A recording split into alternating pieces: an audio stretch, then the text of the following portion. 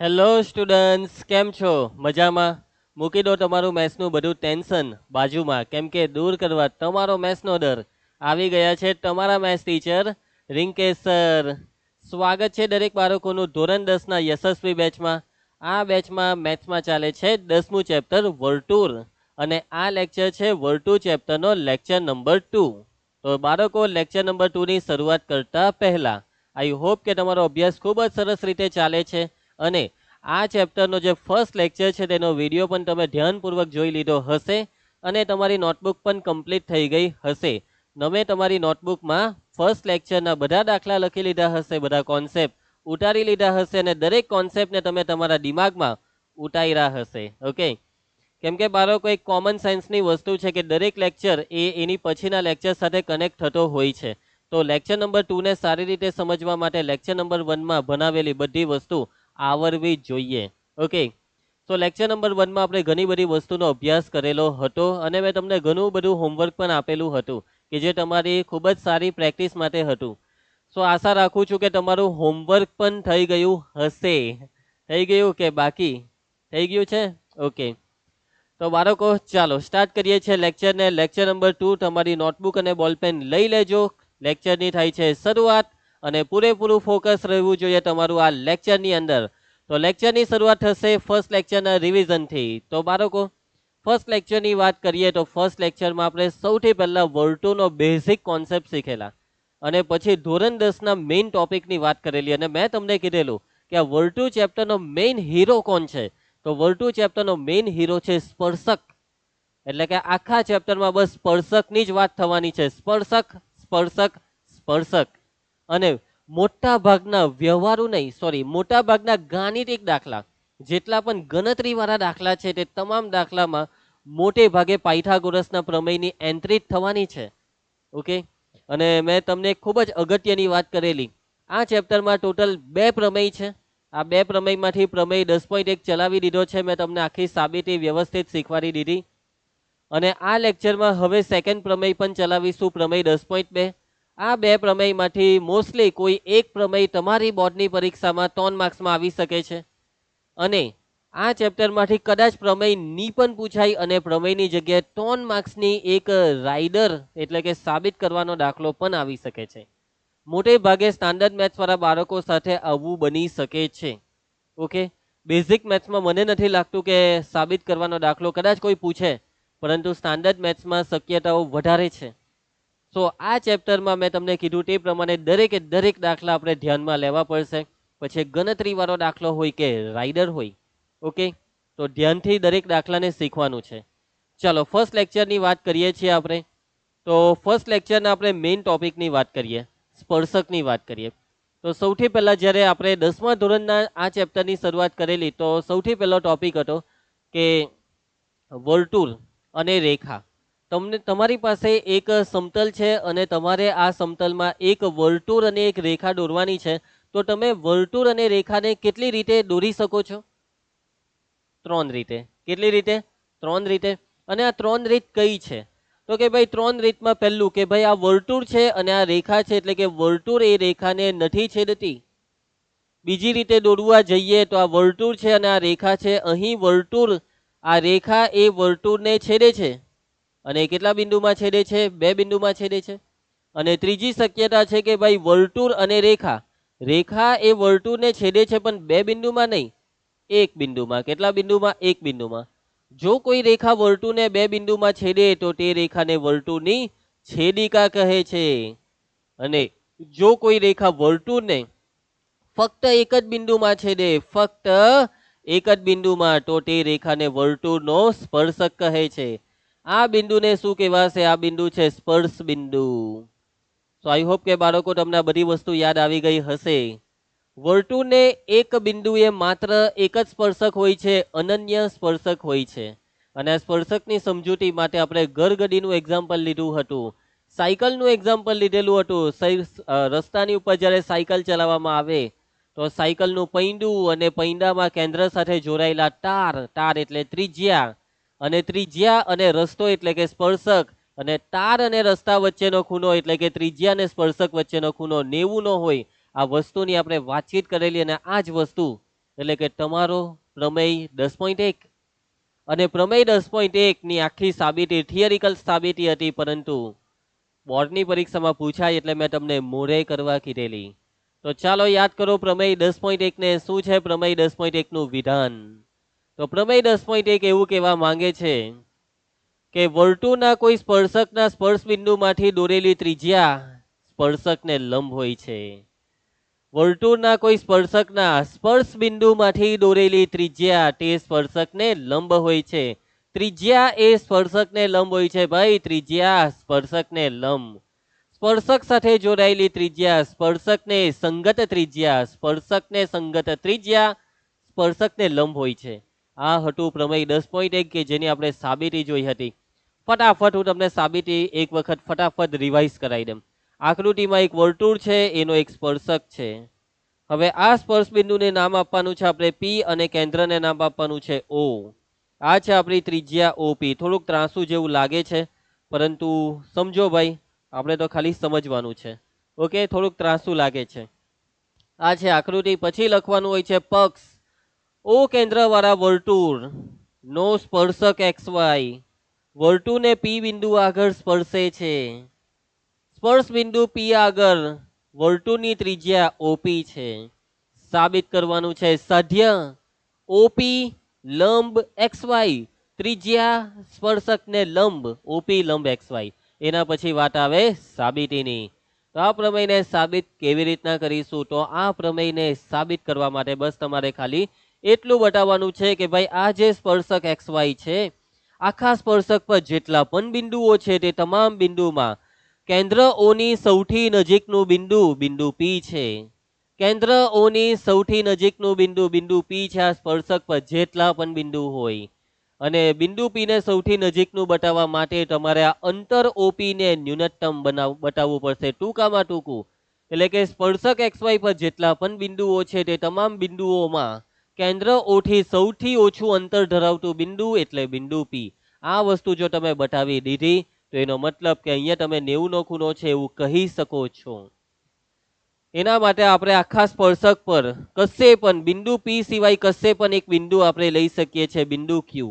એના પછી ઓ સાથે ક્યુ ને જોડી દીધેલું. યાદ આવે છે ને બધી વસ્તુ? આ વસ્તુ લખવાની છે કે સ્પર્શક એક્સ વાય પર બિંદુ પી સિવાયનું કોઈ બિંદુ ક્યુ લો, રેખાખંડ ઓક્યુ દોરો. એના પછી બાળકો હવે આપણે બતાવવાનું એટલું જ છે કે આ જે ઓપી છે તે ઓક્યુ કરતા નાનું છે. એના માટે આપણે શું કરીએ? હવે આપણે આ વર્તુળને આપણે વાતચીત કરવાની છે કે ભાઈ બિંદુ ક્યુ કહા છે, વર્તુળની કહા છે. તો બિંદુ ક્યુ વર્તુળની બહાર છે એવું આપણને બેને ખબર છે, પણ પ્રમેયને નથી ખબર. તો આપણે પ્રમેયને ઊંધી રીતે વાત કરીએ કે માની લેવું કે બિંદુ ક્યુ વર્તુળની અંદર છે. જો બિંદુ ક્યુ વર્તુળની અંદર હોય તો શું થાય? તો આ જે સ્પર્શક એક્સ વાય છે તે વર્તુળની અંદર જતી રહી અને છેદિકા બની જાય. એટલે કે જો બિંદુ ક્યુ વર્તુળની અંદર હોય તો એક્સ વાય એ વર્તુળની છેદિકા બને, સ્પર્શક ન બને. એનો મતલબ કે બિંદુ ક્યુ વર્તુળની અંદર નથી, માટે બિંદુ ક્યુ વર્તુળની બહાર છે.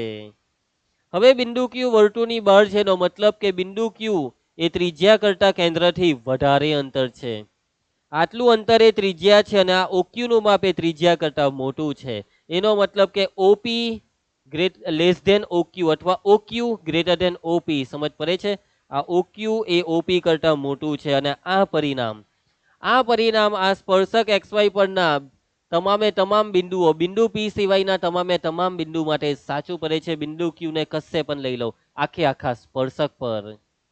એનો મતલબ કે આ જે અંતર ઓપી છે તે કેન્દ્ર ઓ થી સ્પર્શક એક્સ વાય પરના તમામ બિંદુઓમાં ટૂંકામાં ટૂંકું અંતર છે. ઓપી એ સૌથી નાનું છે.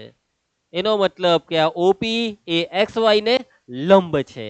ઓપી એ એક્સ વાય ને લંબ છે.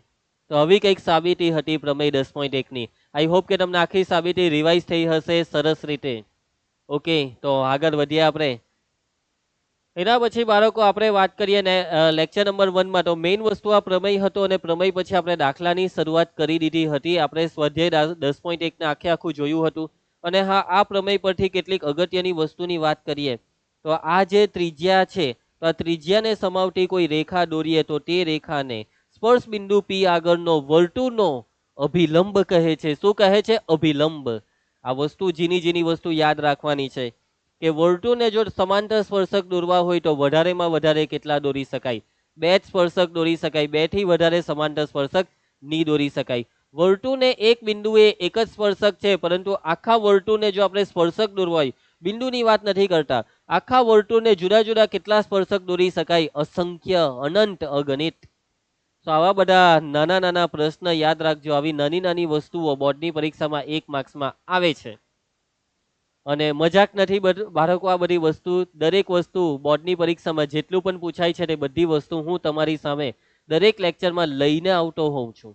તો લાસ્ટ લેક્ચરમાં દરેક વસ્તુ બતાવી છે મેં તમને કે કઈ વસ્તુ બોર્ડમાં ક્યારે ક્યારે પૂછાયેલી હતી. ઓકે, તો આગળ વધીએ છીએ. ઓકે, ચાલો તો આવીએ છીએ આપણે આજના ટોપિક પર. તો આજનો ટોપિક રહેશે સમતલના કોઈ બિંદુમાંથી વર્તુળના સ્પર્શકની સંખ્યા. એના પછી સ્પર્શકની લંબાઈનું પ્રમેય એટલે કે પ્રમેય 10.2, અને આપણે ઉદાહરણ પણ કરવાના છે. ઉદાહરણ 1, 2 ને 3. આ 3 ઉદાહરણ સુધી આપણો ટાર્ગેટ રહેશે. તો ચાલુ કરીએ છીએ ટોપિકને. સમતલના કોઈ બિંદુમાંથી વર્તુળના સ્પર્શકની સંખ્યા. તો બાળકો વાતચીત છે ભાઈ બિંદુ અને વર્તુળની. બે વસ્તુની વાત કરવાની છે ભાઈ. આપણી પાસે એક બિંદુ છે, આપણી પાસે એક વર્તુળ છે.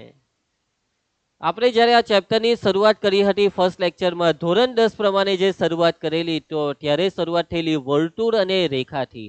અને તમને કહેવામાં આવેલું કે ભાઈ તમારી પાસે એક વર્તુળ હોય અને એક રેખા હોય, એટલે કે તમે એક વર્તુળ અને રેખાને સમતલમાં કેટલી રીતે દોરી શકો.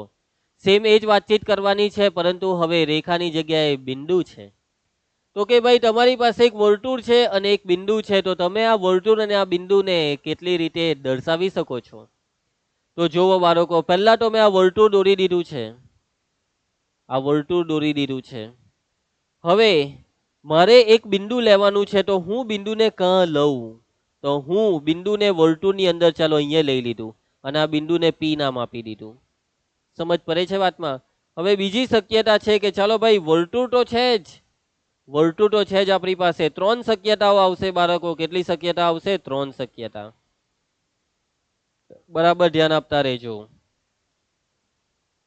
હવે આ બિંદુને વર્તુળની અંદરની જગ્યાએ આપણે બીજે ક્યાં લઈ શકીએ ભાઈ? એક વર્તુળ છે, એક બિંદુ છે. પહેલી શક્યતા કે ચાલો બિંદુ પીને વર્તુળની અંદર મૂકી દીધું, અંદર કશે બી મૂકી દીધું. હવે બીજી શક્યતા કે ચાલો બિંદુ પીને વર્તુળ પર મૂકીએ. ક્યાં મૂકીએ? વર્તુળ પર, વર્તુળની બોર્ડર પર. અને ત્રીજી શક્યતા તમે સમજી ગયા છો કે બિંદુ પીને વર્તુળની બહાર પણ મૂકી શકાય છે. તો આપણી પાસે આ 3 શક્યતા છે. હવે તમને સૂચનામાં, એટલે મીન્સ કે ટોપિકના ટાઇટલમાં કીધું છે કે બિંદુમાંથી વર્તુળના સ્પર્શકની સંખ્યા. એટલે કે તમારી પાસે આ જે બિંદુ છે તેમાંથી હવે તમારે દોરવાના છે વર્તુળના સ્પર્શક. તો ચાલો બિંદુ પી માંથી આ વર્તુળના સ્પર્શક દોરો. ચાલો જલ્દી દોરો બિંદુ પી માંથી વર્તુળના સ્પર્શક. તો બાળકો માની લો કે મેં આવી એક લીટી દોરવાનો પ્રયત્ન કરું છું. તો આ તો સ્પર્શક નથી, આ છેદિકા છે. આ બી સ્પર્શક નથી, આ બી છેદિકા છે. એટલે સ્પર્શક દોરવાનો છે આપણે. કેવી રીતના દોરું સ્પર્શક? સ્પર્શક કેવી રીતના દોરું? તો બાળકો વાતને સમજવાનો પ્રયત્ન કરો કે તમે સ્પર્શક દોરી શકશો નહીં. કેમ કે તમે બિંદુ પી માંથી કોઈ પણ રેખા પસાર કરો છો તો તે રેખા વર્તુળની અંદર જાય છે. કેમ કે બિંદુ પી વર્તુળની અંદર છે, અને વર્તુળની અંદરથી પસાર થતી રેખા એ વર્તુળની છેદિકા કહેવાય. એટલે કે વર્તુળને એક પણ સ્પર્શક નથી મળતા.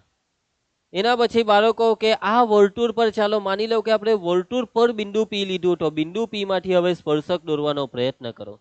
તો આપણે ચાલો આ દોર્યો એક સ્પર્શક, બિંદુ પી માંથી વર્તુળનો સ્પર્શક દોર્યો. હવે આ એક સ્પર્શક દોરી દીધો છે. હવે આપણે બીજો સ્પર્શક દોરવાનો પ્રયત્ન કરવાનો છે.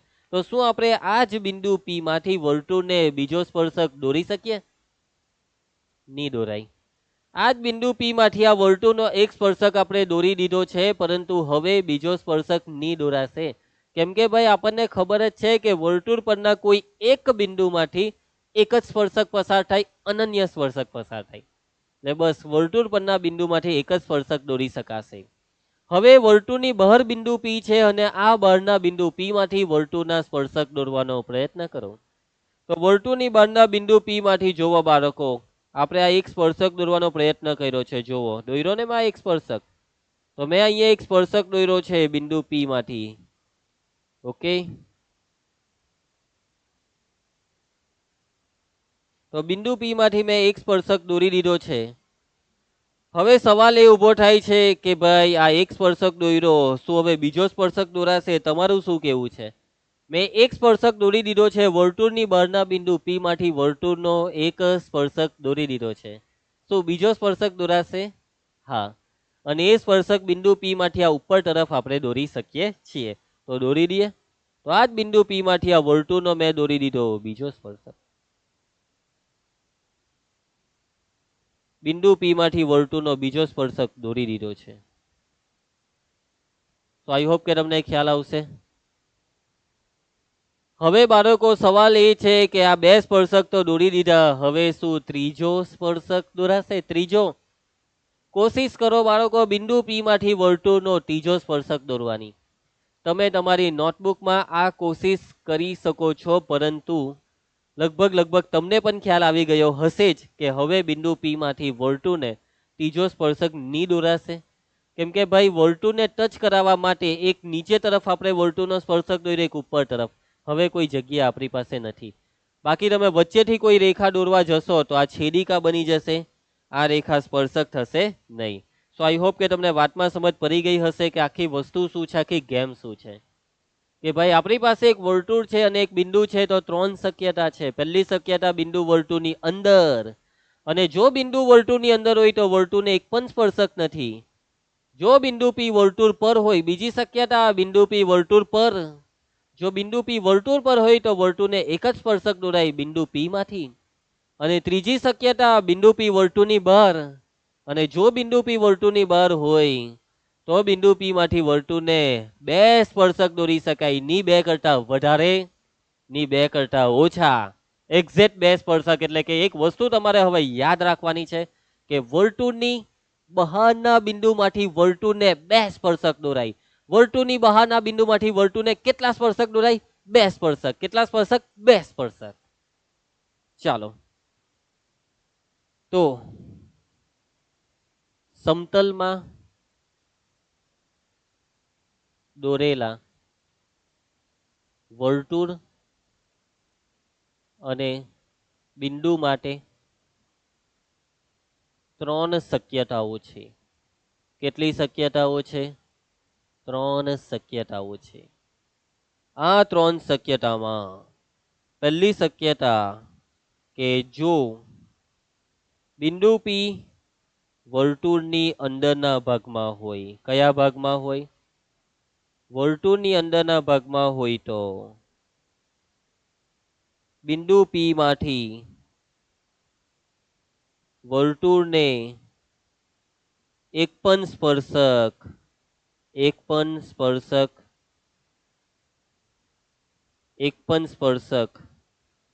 દોરી શકાય નહીં. બિંદુ પી માંથી વર્તુળને એક પણ સ્પર્શક દોરી શકાય નહીં. એના પછી બીજી શક્યતા કે જો બિંદુ પી વર્તુળ પર હોય, જો બિંદુ પી વર્તુળ પર હોય તો બિંદુ પી માંથી વર્તુળને માત્ર એક જ સ્પર્શક દોરી શકાય. અનન્ય શબ્દ પણ લખી શકાય, અનન્ય સ્પર્શક દોરી શકાય. એના પછી ત્રીજું નંબર 3, અને ત્રીજી શક્યતા કે જો બિંદુ પી કાં હોય? વર્તુળની બહારના ભાગમાં હોય. જો બિંદુ પી વર્તુળની બહારના ભાગમાં હોય તો બિંદુ પી માંથી વર્તુળને કેટલા સ્પર્શક દોરી શકાય? બે સ્પર્શકો દોરી શકાય. બે સ્પર્શકો દોરી શકાય. તો આ વસ્તુ તમારે યાદ રાખવાની છે કે ભાઈ વર્તુળની બહારના બિંદુમાંથી વર્તુળને કેટલા સ્પર્શક દોરી શકાય? બે. યાદ રહી જશે. આગળ વધીએ. ચાલો, હવે એના પછી આપણે વાત કરીશું સ્પર્શકની લંબાઈની. સ્પર્શકની લંબાઈ ભાઈ, સ્પર્શકની લંબાઈનો મતલબ શું? બહુ સિમ્પલ છે. તો તમારી પાસે છે વર્તુળ અને આ વર્તુળની બહાર છે બિંદુ, અને બહારના બિંદુમાંથી તમને ખબર છે કે કેટલા સ્પર્શક દોરી શકાય? 2. વર્તુળની બહારના બિંદુમાંથી વર્તુળને 2 સ્પર્શક દોરી શકાય. તો અહીંયા તમે જોઈ શકો છો કે આ બિંદુ T1 અને આ બિંદુ T2 એ સ્પર્શકના વર્તુળ સાથેના સ્પર્શ બિંદુ છે. આ છે પહેલું સ્પર્શ બિંદુ T1, આ છે બીજું સ્પર્શ બિંદુ T2. તો બાળકો વર્તુળની બહારનું બિંદુ બિંદુ P અને સ્પર્શ બિંદુ T1 અથવા T2. તો વર્તુળની બહારના બિંદુથી સ્પર્શ બિંદુ સુધીનું આટલું જે અંતર છે તેને કહેવાય સ્પર્શકની લંબાઈ. આટલા માપને સ્પર્શકની લંબાઈ કહેવાય. તે જ રીતે બિંદુ P થી આ T1 સ્પર્શ બિંદુ T1 સુધીનું માપ, આ માપને શું કહેવાશે? સ્પર્શકની લંબાઈ. તો એકદમ સિમ્પલ કોન્સેપ્ટ, એકદમ સિમ્પલ વસ્તુ કે સ્પર્શકની લંબાઈ એટલે કે બહારના બિંદુથી સ્પર્શ બિંદુ સુધીનું અંતર એટલે કે સ્પર્શકની લંબાઈ. સ્પર્શકના બહારના બિંદુ P અને વર્તુળ સાથેના અહીંયા સ્પર્શકના વર્તુળની બહારના બિંદુ P અને વર્તુળ સાથેના, ચાલો છોડો, વર્તુળના સ્પર્શકના બહારના બિંદુ P અને વર્તુળ સાથેના સ્પર્શ બિંદુને જોડતા રેખાખંડની લંબાઈને P થી વર્તુળ પરના સ્પર્શકની લંબાઈ કહે છે. લખાણમાં ખરેખરમાં મજા નહીં આવી જેટલી મજા મેં બોલ્યો તેમાં તમને આવી હશે. છોડો. તો મેં જે બોલ્યો તે યાદ રાખવાનું કે સ્પર્શકની લંબાઈ એટલે કે વર્તુળની બહારના બિંદુથી વર્તુળના સ્પર્શકના સ્પર્શ બિંદુ સુધીની લંબાઈને તે સ્પર્શકની લંબાઈ કહે છે. તો આટલો ભાગ છે સ્પર્શકની લંબાઈ અને આ ભાગ બી છે સ્પર્શકની લંબાઈ. ઓકે. હવે બાળકો જ્યારે પણ આપણે આકૃતિમાં સ્પર્શક દોરવાના આવે તો તમે આ રેખાને ની લંબાવો તો ચાલે. જો અહીંયા આ તરફ રેખા લંબાવેલી નથી, મતલબ કે રેખાને લંબાવશો તો નહીં તો પણ ચાલશે. તમે સિમ્પલ આવી આકૃતિ દોરી દેશો તો પણ એક્સેપ્ટ કરી લેવામાં આવશે. ઉભા રહેવો, સાધન લેવા દો. તમે સિમ્પલ બહારના બિંદુમાંથી તમને 2 સ્પર્શક દોરવા કહે તો ભાઈ આ પહેલો સ્પર્શક ને આ છે બીજો સ્પર્શક. આવી રીતે તમે આકૃતિ દોરી દેશો તો ચાલશે. મતલબમાં સ્પર્શકોને લંબાવવાની કોઈ જરૂર નથી એવું હું તમને કહેવા માંગુ છું. અને ઘણી બધી આકૃતિ તમને આવી દેખાશે કે જેમાં સ્પર્શકોને કદાચ લંબાવેલા હોય, કદાચ ની લંબાવેલા હોય, કઈ બી હોઈ શકે. હવે બાળકો એના પછીનો સવાલ એ ઊભો થાય કે ચાલો આ જે લંબાઈ છે તે સ્પર્શકની લંબાઈ. હવે એક કામ કરો, તમે એક એક્સપેરિમેન્ટની ટ્રાય કરો કે તમે તમારી નોટમાં આવી રીતના વર્તુળની બહારના બિંદુમાંથી 2 સ્પર્શક દોરો, પછી તમારી ફૂટપટ્ટી, તમારી સ્કેલ લેવો અને આ 2 સ્પર્શકની લંબાઈને માપો. તમે તમારી સ્કેલની મદદથી પહેલા સ્પર્શકને પણ માપો અને બીજા સ્પર્શકને પણ માપો અને પછી જુઓ કે બંનેની લંબાઈ કેવી આવે છે. તો તમને જોવા મળશે કે ભાઈ બંને સ્પર્શકની લંબાઈ સરખી છે. બંને સ્પર્શકની લંબાઈ સરખી છે. અને બાળકો આવું દર વખતે થશે. તમે જેટલી વખત વર્તુળ દોરશો, જેટલી વખત વર્તુળની બહારના બિંદુમાંથી સ્પર્શકો દોરશો, દરેક વખતે બંને સ્પર્શકોની લંબાઈ સરખી આવશે જ. ગમે તેટલી વખત કોશિશ કરો, દર વખતે બંને સ્પર્શકોની લંબાઈ સરખી જ આવે. તો વર્તુળની બહારના બિંદુમાંથી 2 સ્પર્શક દોરી શકાય અને બે સ્પર્શકની લંબાઈ સરખી જ આવે ભાઈ. બે સ્પર્શકની લંબાઈ સરખી આવે. કેવી આવે? સરખી આવે. સમજ પડશે તમને વાતમાં? ચાલો આગળ વધીએ. તો અત્યારે મેં તમને જે માહિતી આપી તે જ વસ્તુ એ તમારું આ ચેપ્ટરનું સેકન્ડ મોસ્ટ આઈએમપી પ્રમેય છે. પ્રમેય 10.2. પ્રમેય 10.2 સ્પર્શકની લંબાઈનું પ્રમેય. પ્રમેય 10.2 માં હવે વાતચીત થશે સ્પર્શકની લંબાઈની. અને આ વાતચીત તો મેં ક્યારની તમને કરી દીધી કે ભાઈ બહારના બિંદુમાંથી વર્તુળને 2 સ્પર્શક દોરી શકાય. બે સ્પર્શકની લંબાઈ સરખી આવે. કેવી આવે? બે સ્પર્શકની લંબાઈ સરખી આવે. આ તો છે વિધાન પ્રમેય 10.2 નું. વર્તુળની બહારના બિંદુમાંથી વર્તુળને દોરેલા સ્પર્શકોની લંબાઈ સમાન હોય છે. બહારના બિંદુમાંથી સ્પર્શક દોરો, બે સ્પર્શકની લંબાઈ સમાન આવશે. સ્પર્શકની લંબાઈ સમાન, એવું આ પ્રમેય તમને કહેવા માંગે છે. એકદમ સિમ્પલ પ્રમેય છે, એકદમ સિમ્પલ આનું વિધાન છે.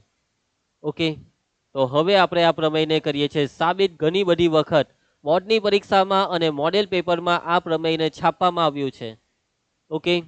માર્ચ 2022 સ્ટાન્ડર્ડ મેથ્સ, જુલાઈ 2023 સ્ટાન્ડર્ડ મેથ્સની સાથે સાથે બેઝિક મેથ્સની વાત કરીએ. માર્ચ 2022 બેઝિક મેથ્સમાં પૂછાયેલું. ખૂબ જ અગત્યનું છે આ પ્રમેય, અને આ પ્રમેય એ પ્રમેય 10.1 જેવું બોરિંગ નથી. આ છે ઇન્ટરેસ્ટિંગ. આમાં તમને 100% મજા આવશે, કેમ કે આમાં તમને જોવા મળશે કેલ્ક્યુલેશન. ઓકે, એમપી નો મતલબ મધ્યપ્રદેશ નહીં. એમપી એટલે મોડેલ પેપરનું શોર્ટ ફોર્મ. કેમ કે મોડેલ પેપર લખવા જાય તો હવે બહુ લાંબુ બહુ થાય ને અહીંયા પછી જગ્યા હવે ઘટે છે, તો શોર્ટમાં લખી દીધું એમપી. જે રીતના બીએમ એટલે બેઝિક મેથ્સ, એસએમ એટલે સ્ટાન્ડર્ડ મેથ્સ, એવી રીતના એમપી મધ્ય પોઈન્ટ નહીં, મિડલ પોઈન્ટ નહીં, એમપી એટલે મોડેલ પેપર. ચાલો, તો સ્પર્શકની લંબાઈનું પ્રમેય, પ્રમેય 10.2. વર્તુળની બહારના બિંદુમાંથી વર્તુળને દોરેલા સ્પર્શકોની લંબાઈ સમાન હોય છે. તો ચાલો ભાઈ આકૃતિ દોરીએ છે. તો આપણે દોરી દઈએ એક વર્તુળ. આપણે આ વર્તુળની બહાર લેવાનું છે એક બિંદુ. આ છે વર્તુળનું કેન્દ્ર. વર્તુળની બહાર આપણે એક બિંદુ લેવાનું છે, અને આ બિંદુમાંથી વર્તુળના બે સ્પર્શક દોરવાના છે. તો મેં વર્તુળની બહાર અહીં એક બિંદુ મૂકી દીધું છે. હું તમારી ટેક્સ્ટબુક જેવી જ આકૃતિ દોરીશ.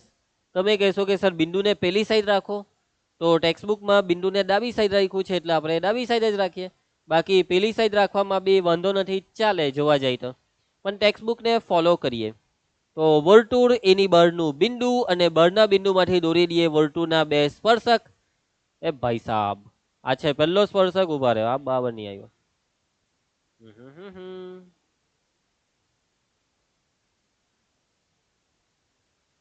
આ છે પહેલો સ્પર્શક, અને હવે દોરી દઈએ આપણે બીજો સ્પર્શક. સ્પર્શકને નહીં લંબાવશો તો ચાલશે. થોડીક વાર પહેલા કીધું તમને એ પ્રમાણે ખાલી વર્તુળને ટચ કરાવી દેવાનું, વાત પૈતી. ચાલો, તો આ વર્તુળના બે સ્પર્શક મેં દોરી દીધા છે. આ જરાક એમ તેમ ઉપર નીચે થતું છે. ચાલો, તો ઓકે, આટલે સુધી ક્લિયર કે વર્તુળની બહારના બિંદુમાંથી આ છે વર્તુળના બે સ્પર્શક. કેન્દ્રને આપણે ઓ નામ આપી દઈએ, બહારના બિંદુને પી નામ આપી દઈએ. સ્પર્શ બિંદુમાં ઉપરના બિંદુને ક્યુ નામ આપીએ, નીચેના બિંદુને આર નામ આપીએ. તો આ છે આપણી આકૃતિ. આકૃતિ તૈયાર થઈ ગઈ છે. તો ચાલો ભાઈ લખીએ હવે પક્ષને. શું લખશો બાળકો પક્ષમાં? જો જેટલી બી વસ્તુ વિધાનમાં છે તેને આકૃતિ પ્રમાણે લખી દેવાની. જેટલી પણ વસ્તુ વિધાને આપણને આપી દીધી છે એ બધી વસ્તુને આપણે પક્ષમાં લખી દેવાની. તો આપણે વાત કરીશું એક વર્તુળની, એ વર્તુળની બહારના બિંદુની અને બહારના બિંદુમાંથી દોરેલા બે સ્પર્શકોની. હામાં? પક્ષમાં. તો ઓ કેન્દ્રવાળા, ઓ કેન્દ્રવાળા, ઓ કેન્દ્રવાળા વર્તુળની બહારના બિંદુ, બિંદુ પી માંથી વર્તુળના સ્પર્શકો પી ક્યુ અને પી આર વર્તુળને અનુક્રમે બિંદુ ક્યુ અને બિંદુ આર માં સ્પર્શે છે. આ થયું પક્ષ. સંભળાયું? લખીએ. શરૂઆત કેવી રીતના? વર્તુળથી. કયા કેન્દ્ર વાળું? ઓ કેન્દ્ર વાળું. ઓ કેન્દ્ર વાળા વર્તુળના, ઓ કેન્દ્ર વાળા વર્તુળના બહારના બિંદુ, બોલો એનું નામ. બહારના બિંદુ છે બિંદુ પી. બિંદુ પી માંથી વર્તુળને દોરેલા સ્પર્શકો, વર્તુળને દોરેલા સ્પર્શકો કોણ? એનું નામ લખાવો ભાઈ. વર્તુળને દોરેલા સ્પર્શકો પી ક્યુ અને પી આર એ અનુક્રમે, અનુક્રમે કોને? તો કે ભાઈ વર્તુળને અનુક્રમે વર્તુળને કયા બિંદુમાં સ્પર્શે છે? બિંદુ ક્યુ એ બિંદુ આર. પી ક્યુ એ ક્યુ માં, પી આર એ આર માં. અનુક્રમે વર્તુળને બિંદુઓ ક્યુ અને આર માં સ્પર્શે છે. ક્યુ અને આર માં સ્પર્શે છે. તો પક્ષ તો થઈ ગયું તૈયાર. હવે સાધ્ય શું સાબિત કરવાનું છે? આપણે સાબિત કરવાનું છે કે બંને સ્પર્શકોની લંબાઈ સરખી. આ બંનેની લંબાઈ સરખી એવું આપણે સાબિત કરવાનું છે. તો શું લખીએ ભાઈ સાધ્યમાં? કે PQ બરાબર PR. PQ બરાબર PR આ વસ્તુ આપણે બતાવવાની છે. તો ચાલો બાળકો ચાલુ કરીએ છીએ સાબિતીને. રેડી થઈ જાવ એકદમ. સાબિતીમાં બરાબર ધ્યાન આપજો. હેલો, ભટકીની જટા કસશે. પૂરેપૂરું ધ્યાન સાબિતીમાં. ઓકે, ચાલો સાબિતી ચાલુ કરીએ છીએ. તો કેવી રીતના આપણે આ પ્રમેયને સાબિત કરીએ? કેવી રીતના આપણે આ બંનેને સરખા બતાવીએ? તો આપણે બે સ્પર્શકોને સરખા બતાવવા માટે કેટલીક વસ્તુનો સહારો લેવો પડશે. તો આપણે અહીંયા આકૃતિમાં કેટલીક વસ્તુ ઉમેરીએ છે. કોને ઉમેરીએ? તો સૌથી પહેલા તો આપણે પી અને ઓ ને જોડી દઈએ. કોઈને કંઈ વાંધો નથી ને? એના પછી આપણે બે ત્રિજ્યા દોરી કાઢીએ. એક છે આ પહેલી ત્રિજ્યા, ત્રિજ્યા OQ, અને હવે દોરી આપણે બીજી ત્રિજ્યા, ત્રિજ્યા OR. આટલી વસ્તુની આપણને જરૂર છે પ્રમેયને સાબિત કરવા માટે. જેટલું દોર્યું એટલું લખી દેવો અને પછી સમજીએ કે આ બધી વસ્તુ આપણને મદદ કેવી રીતના કરશે. તો આપણે શું દોર્યું? આપણે બે ત્રિજ્યા દોરી, ત્રિજ્યા OQ અને ત્રિજ્યા OR. ત્રિજ્યા OQ અને ત્રિજ્યા OR દોરો તથા બીજું શું દોર્યું? તથા રેખાખંડ OP દોરો અથવા PO, તથા રેખાખંડ OP દોરો. જે દોર્યું તે લખ્યું અને લખવું જ પડે. જેટલી પણ વસ્તુ તમે આકૃતિમાં તમારી જાતે દોરો છો, તમારી ઈચ્છાથી દોરો, તે લખવી પડે. ચાલો હવે બાળકો, હવે જોવો આકૃતિને ધ્યાનથી જુઓ કે આપણે આ PQ ને અને આ PR ને, આ બેને સરખી કેવી રીતના બતાવીએ. કેવી રીતના? તો યાદ કરો, 9મું ધોરણ, 9મા ધોરણમાં ત્રિકોણ ચેપ્ટરનો ટોપિક એકરૂપ ત્રિકોણો. તમે ભરીને 9મા ધોરણમાં દાખલા જોયા હશે, બે ત્રિકોણને એકરૂપ બતાવવાના. તો બાળકો વાતને સમજવાનો પ્રયત્ન કરો કે તમને અહીંયા બે ત્રિકોણ દેખાય છે. જોવા, એક ઉપર તરફ એક ત્રિકોણ દેખાય છે. આ ઉપર જે ત્રિકોણ દેખાય છે તેને હવે આ નીચે બી તમને આ એક ત્રિકોણ દેખાય છે. એટલે કે તમને ટોટલ કેટલા ત્રિકોણ દેખાય છે? બે ત્રિકોણ. અને ધ્યાનથી જોવો, બેવ ત્રિકોણ એક જેવા જ દેખાય છે ને? બેઠા એક જેવા નહીં લાગે? નહીં લાગે તો બોલો, લાગે ને બેવ ત્રિકોણ એક જેવા? એવું જ લાગે કે બેઠું એમ પેલું પાનું, માની લઉં કે આ પાનું અહીંયાથી વારી દેવામાં આવે તો બેવ ત્રિકોણ એક પર એક ગોઠવાઈ જાય, એવું નહીં લાગે? એટલે બાળકો બેવ ત્રિકોણ એક હરખા છે, બેવ ત્રિકોણ એક જેવા છે, દીઠો તો દીઠું.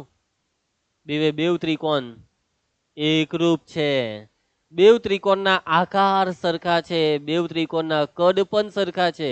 ત્રિકોણ સમરૂપ નહીં બાળકો, સમરૂપ શબ્દ નહીં, એકરૂપ. એકરૂપ એટલે આકાર તો સરખા, કદ હો સરખા. એટલે કે બાળકો આ બે ત્રિકોણ એકરૂપ દેખાય છે આપણને. આપણી નજર કહે છે આપણને, આપણી દ્રષ્ટિ, આપણી નજર આપણને કહે છે કે આ બેવ ત્રિકોણ એકરૂપ છે ભાઈ. અને બાળકો સિમ્પલ કોન્સેપ્ટ કે જો બે ત્રિકોણ એકરૂપ હોય તો એનો મતલબ કે આ એકરૂપ ત્રિકોણની આ બે અનુરૂપ બાજુ જે સરખી કહેવાય. કે બે ત્રિકોણ એકરૂપ તો એની અનુરૂપ બાજુ સરખી, એકરૂપ ત્રિકોણની અનુરૂપ બાજુ સરખી. સો શોર્ટ એન્ડ સિમ્પલ આ બે ત્રિકોણને આપણે એકરૂપ બતાવીશું. જેવું આ બે ત્રિકોણ એકરૂપ થઈ જાય એટલે એકરૂપ ત્રિકોણની વ્યાખ્યા વાપરીશું. એકરૂપ ત્રિકોણની વ્યાખ્યા કે જો બે ત્રિકોણના અનુરૂપ ખૂણા સમાન અને અનુરૂપ બાજુઓ પણ સમાન તો તે બે ત્રિકોણને એકરૂપ ત્રિકોણ કહેવાય. તો બે એકરૂપ ત્રિકોણની વ્યાખ્યા પરથી આપણે કહી શકીએ કે આ PQ અને આ PR સરખી છે. તો હવે આપણે આ બે ત્રિકોણને એકરૂપ કેવી રીતના બતાવીએ? તો એકરૂપ બતાવવા માટે વાપરવી પડે શરત. આપણી પાસે બે ત્રિકોણને એકરૂપ બતાવવા માટે કેટલી શરત છે? 5. એક પછી એક બધાના નામ યાદ કરીને બોલો. બાખુબા, ખુબાખુ, ખુખુબા, બાબાબા, કાકાબા. યાદ આવે છે આ 5 શરત? 9મું ધોરણ. એકરૂપતાની, સમરૂપતાની નહીં. સમરૂપતાની અહીંયા વાત નથી કરવાની. એકરૂપતા, એકરૂપ ત્રિકોણ. તો બાળકો કઈ શરત વાપરીએ આ બે ત્રિકોણને એકરૂપ બતાવવા માટે? બાળકો બે ત્રિકોણને એકરૂપ બતાવવા એટલે બે ત્રિકોણના લગ્ન કરાવવાના. એટલે કે આ બે ત્રિકોણના લગ્ન કરાવવા માટે કઈ શરત વાપરીએ? લગ્ન કરાવવાના છે બેવના, લગ્ન. એકરૂપ બતાવવાના છે બેવને. તો બાળકો ચાલો ધ્યાનથી જુઓ. તો કેટલીક વસ્તુઓ તમને અહીંયા દેખાતી હશે. સૌથી પહેલા તો તમને ખબર છે કે ભાઈ આ છે વર્તુળની ત્રિજ્યા અને આ છે ત્રિજ્યા સાથે દોરેલો સ્પર્શક. અને તમે ફર્સ્ટ લેક્ચરમાં ભઈના પ્રમેય 10.1 અને પ્રમેય 10.1 શું કહે કે ત્રિજ્યા અને સ્પર્શક વચ્ચે કેટલો ખૂણો બને? 90 નો. ત્રિજ્યા એ સ્પર્શકને લંબ હોય છે એટલે આ ખૂણો 90 નો. સેમ ટુ સેમ આહો ત્રિજ્યા, આ ત્રિજ્યા સાથે આ સ્પર્શક છે, એનો મતલબ એ બેની વચ્ચે બી આ 90 નો ખૂણો. ક્લિયર છે વાત? ચાલો તો આ બે કાટખૂણા, હવે બે કાટખૂણા છે તો કાકબા શરતને ટ્રાય કરી જોઈએ. કાકબા, તો આ બેવના કાટખૂણા તો સરખા થઈ ગયા. ક એટલે કર્ણ, ઉપરવાળા ત્રિકોણનો કર્ણ, કાટખૂણાની સામે કર્ણ આવે નીચેવાળા ત્રિકોણનો કર્ણ ભાઈ બેવ ત્રિકોણનો કર્ણ છે ઓપી, એટલે કે ઓપી એ બેવ ત્રિકોણની સામાન્ય બાજુ છે, સામાન્ય કર્ણ, અને જે સામાન્ય હોય તે સરખું જ થાય. એટલે ઓપી એ બેવમાં સરખું છે. કા ક બા. હવે રહી ખાલી બા એટલે બાજુ. હવે બાળકો આ બે બાજુ સરખી થઈ જાય તો, અથવા આ બે બાજુ સરખી થઈ જાય તો કાકબા શરત પરથી આ બેવ ત્રિકોણના લગ્ન થશે. હવે આ બેને તો સરખી બતાવવાની છે ભાઈ, એટલે આ બે સરખી હટે તો લગન બગન બધું ગયું તેલ લેવા. એનો મતલબ કે આ બે સરખી તો ની જ હશે, તો આ બે સરખી હોવી જોઈએ, તો ભાઈ સરખી જ છે ને એ બે. આ બે શું છે ભાઈ? આ બે ત્રિજ્યા છે, અને એક જ વર્તુળમાં દોરેલી તમામે તમામ ત્રિજ્યા સરખી હોય છે. તો સિમ્પલ ભાઈ, આ બેવ ત્રિજ્યા સરખી થવાની છે. આ છે ત્રિજ્યા, આ છે ત્રિજ્યા, એટલે બેવ સરખી થવાની છે. તો બાળકો કાકબા શરત રાજી છે આ બેવ ત્રિકોણના લગ્ન કરાવવા માટે, અને લગ્ન થયા બાદ બંને ત્રિકોણને આશીર્વાદ આપવા માટે. તો ચાલો ચાલુ કરીએ બેવ ત્રિકોણના લગ્ન. લગ્ન કરવા પહેલા થોડીક તૈયારી તો કરવી પડે ને, બધા સાધન સામગ્રી તૈયાર કરવી પડે, ઓર્ડર આપવો પડે, બરાબર, બધી વસ્તુની તૈયારી કરવી પડશે. તો સૌથી પહેલા આપણે કરીશું તૈયારીઓ. તૈયારીમાં જરૂર છે આપણને બસ આ બે કાટખૂણાની, કે આ બે કાટખૂણા આવ્યા કાંથી? તો કે ભાઈ પ્રમેય 10.1 કીધું. તો બસ જ્યારે પણ પ્રમેય 10.1 ને વાપરવાનો આવે ત્યારે લખવાનું કેવી રીતના? તો લખવાનું કે ભાઈ આ ત્રિજ્યા છે ઓક્યુ તે કયા સ્પર્શકને સંગત છે? આ ત્રિજ્યા એ સ્પર્શક પીક્યુ ને સંગત છે. ત્રિજ્યા ઓઆર એ સ્પર્શક પીઆર ને સંગત છે. એટલે કે અહીં ત્રિજ્યા ઓક્યુ અને ત્રિજ્યા ઓઆર બેવનું લખી દીધું. એ અનુક્રમે ઓક્યુ અને ઓઆર, તો આ ઓક્યુ એ કોને? પીક્યુ ને અનુક્રમે સ્પર્શકો પીક્યુ અને આ ત્રિજ્યા ઓઆર એ કયા સ્પર્શકને? અને સ્પર્શક પીઆર ને સંગત છે. કેવી છે? સંગત છે. સંગત છે એટલે સાથે છે, સાથે જોડાયેલી છે. સંગત એટલે સંગીની, સાથે છે તે. ઓકે, તો આમાં સમજ પડી ગઈ. તો આ વસ્તુ પરથી આપણે લખી શકીએ કે આ ઓક્યુ એ પીક્યુ ને લંબ, ઓક્યુ લંબ પીક્યુ, અને ત્રિજ્યા ઓઆર એ સ્પર્શક પીઆર ને લંબ, ઓઆર લંબ પીઆર. આ વસ્તુ આપણે પ્રમેય 10.1 પરથી લખી. અને હવે આપણે આ બંને ત્રિકોણના લગ્ન કરાવવા માટે પૂરેપૂરા તૈયાર છે, બધી સાધન સામગ્રી તૈયાર છે. તો ચાલુ કરીએ બેવ ત્રિકોણના લગ્ન. ચાલો તો ચાલુ કરીએ છીએ. તો લગ્ન માટે બંને ત્રિકોણને મંડપમાં પધરાવો. સાવધાન, બેવ ત્રિકોણ મંડપમાં આવો. ત્રિકોણ, ચલો આ ત્રિકોણ પીઓક્યુ અને ત્રિકોણ પીઓઆર. ત્રિકોણ પીઓક્યુ અને ત્રિકોણ પીઓઆર માં શું થાય છે? તો સૌથી પહેલા આ બંને ત્રિકોણમાં થાય છે કાકબા. કાકબામાં સૌથી પહેલા આવે કા. કા એટલે કાટખૂણા. તો બેવના કાટખૂણા કયા કયા? તો પહેલા આપણે ઉપરવાળા ત્રિકોણની વાત કરીશું, પછી આપણે નીચેવાળા ત્રિકોણની વાત કરીશું. તો ઉપરવાળા ત્રિકોણનો કા કોણ છે? તો ઉપરવાળા ત્રિકોણનો કા એટલે કાટખૂણો છે, ખૂણો ક્યુ. તો ઉપરવાળાનો ખૂણો ક્યુ બરાબર નીચેવાળાનો કા કોણ છે? નીચેવાળાનો કા છે ખૂણો આર. તો આ બંને ખૂણા, ખૂણો ક્યુ અને ખૂણો આર, બંને કાટખૂણા છે, અને કાટખૂણા તો સરખા થાય, કારણ કે બંને કાટખૂણા છે. બંને કેવા ખૂણા છે? કાટખૂણા છે. એક કામ કરીએ કે આપણે અહીંયા જે ઉપર પેલું લખેલું હતું એ ભાઈ સાહેબ અહીંયા પણ આપણે લખી નાખીએ કે ભાઈ ઓક્યુ એ પીક્યુ ને લંબ, એટલે મતલબ કે બિંદુ ક્યુ આગળ 90 નો ખૂણો, અને ઓઆર એ પીઆર ને લંબ, એનો મતલબ કે ખૂણો આર કેટલાનો છે? 90 નો. ચાલો લગનમાં પાછા આવી જાઓ. તો કાકબામાં કા ની વાત થઈ ગઈ, કાટખૂણાની વાત થઈ ગઈ. ક એટલે કર્ણ. તો ચાલો ભાઈ બેવ ત્રિકોણમાં કર્ણ કોણ છે? કર્ણ છે ઓપી, જે બંનેનો સામાન્ય કર્ણ છે. ઉપરવાળાનો ઓપી એ છે નીચેવાળાનો ઓપી. ઓપી બરાબર ઓપી, એનો મતલબ આ બંને સરખા કેમ? કારણ કે આ છે સામાન્ય કર્ણ. બંનેના કર્ણ કેવા છે? સામાન્ય. કા ક બા એટલે હવે આવે બા. બા એટલે બાજુ. તો હવે કઈ બાજુ બેવ ત્રિકોણમાં સરખી છે? ઉપરવાળાની ઓક્યુ અને નીચેવાળાની ઓઆર. ઓક્યુ અને ઓઆર સરખી છે. કેવી રીતના? અલે ભાઈ, કેમ કે આ બંને કેવી બાજુ છે? આ બંને એક જ વર્તુળની ત્રિજ્યા છે. આ બંને કેમ સરખી? કારણ કે એક જ વર્તુળની ત્રિજ્યા છે. અને એક જ વર્તુળની ત્રિજ્યા તો સરખી જ થવાની છે. તો બાળકો કાટખૂણો કર્ણ બાજુ કાકબા એવું કહે છે કે આ બંને ત્રિકોણના લગન સમાપ્ત થાય છે. હવે બસ મંગલસૂત્ર પહેરાવવું પડશે. આ ત્રિકોણને મંગલસૂત્ર પહેરાવશે તો ત્રિકોણ પીઓક્યુ, પછી આ છે મંગલસૂત્ર એટલે કે આને બોલાય એકરૂપ ત્રિકોણ પીઓક્યુ, એકરૂપ ત્રિકોણ પીઓઆર. થઈ ગયા બેવના લગન. હવે આ બંનેના લગન થઈ ગયા તો હવે આશીર્વાદ લેવા જવું પડે. તો આ બંનેને કોને આશીર્વાદ આપ્યા? કોણ આપશે આશીર્વાદ? કાકબા શરત, એટલે કૌંસમાં કાકબા. કાકબાના લીધે આ બેવ ત્રિકોણ એકરૂપ થયા, બેવના લગન થયા. હવે બાળકો આ બેવ ત્રિકોણ એકરૂપ થઈ ગયા, બેવના લગન કેમ કરાવેલા? કેમ કે આપણે તો કહી શકીએ કે આ બંને ત્રિકોણ એકરૂપ હોય તો આપણે કહી શકીએ કે આ સ્પર્શક પીક્યુ અને સ્પર્શક પીઆર સરખા છે. આ પીક્યુ અને પીઆર સરખા છે એવું આપણે લખી શકીએ. માટે પીક્યુ બરાબર પીઆર, જે વસ્તુ આપણે જોઈતી હતી તે આવી ગઈ છે. બસ તમારે હજી એક વસ્તુ લખવી પડશે કે આ બંને પીક્યુ અને પીઆર સરખી કેમ છે? કેમ કે આ બંને એ એકરૂપ ત્રિકોણની અનુરૂપ બાજુ છે. એકરૂપ ત્રિકોણની વ્યાખ્યા કહે છે કે ભાઈ આ વસ્તુ થવાની છે. તો કારણ કે આ બંને બાજુ એટલા માટે સરખી છે કેમ કે આ બંને બાજુ છે એકરૂપ ત્રિકોણની અનુરૂપ બાજુઓ. એકરૂપ ત્રિકોણની અનુરૂપ બાજુઓ. સો અહીંયા આખું પ્રમેય પૂરું થાય છે. સો આઈ હોપ કે તમને સાબિતીમાં ખ્યાલ આવી ગયો હશે. સમજ પડી સાબિતીમાં કે નહીં પડી? એકદમ સિમ્પલ જ છે. ઓકે, તો ફટાફટ એકવાર રિવાઇઝ કરાવી દેમ છો આખી સાબિતીને.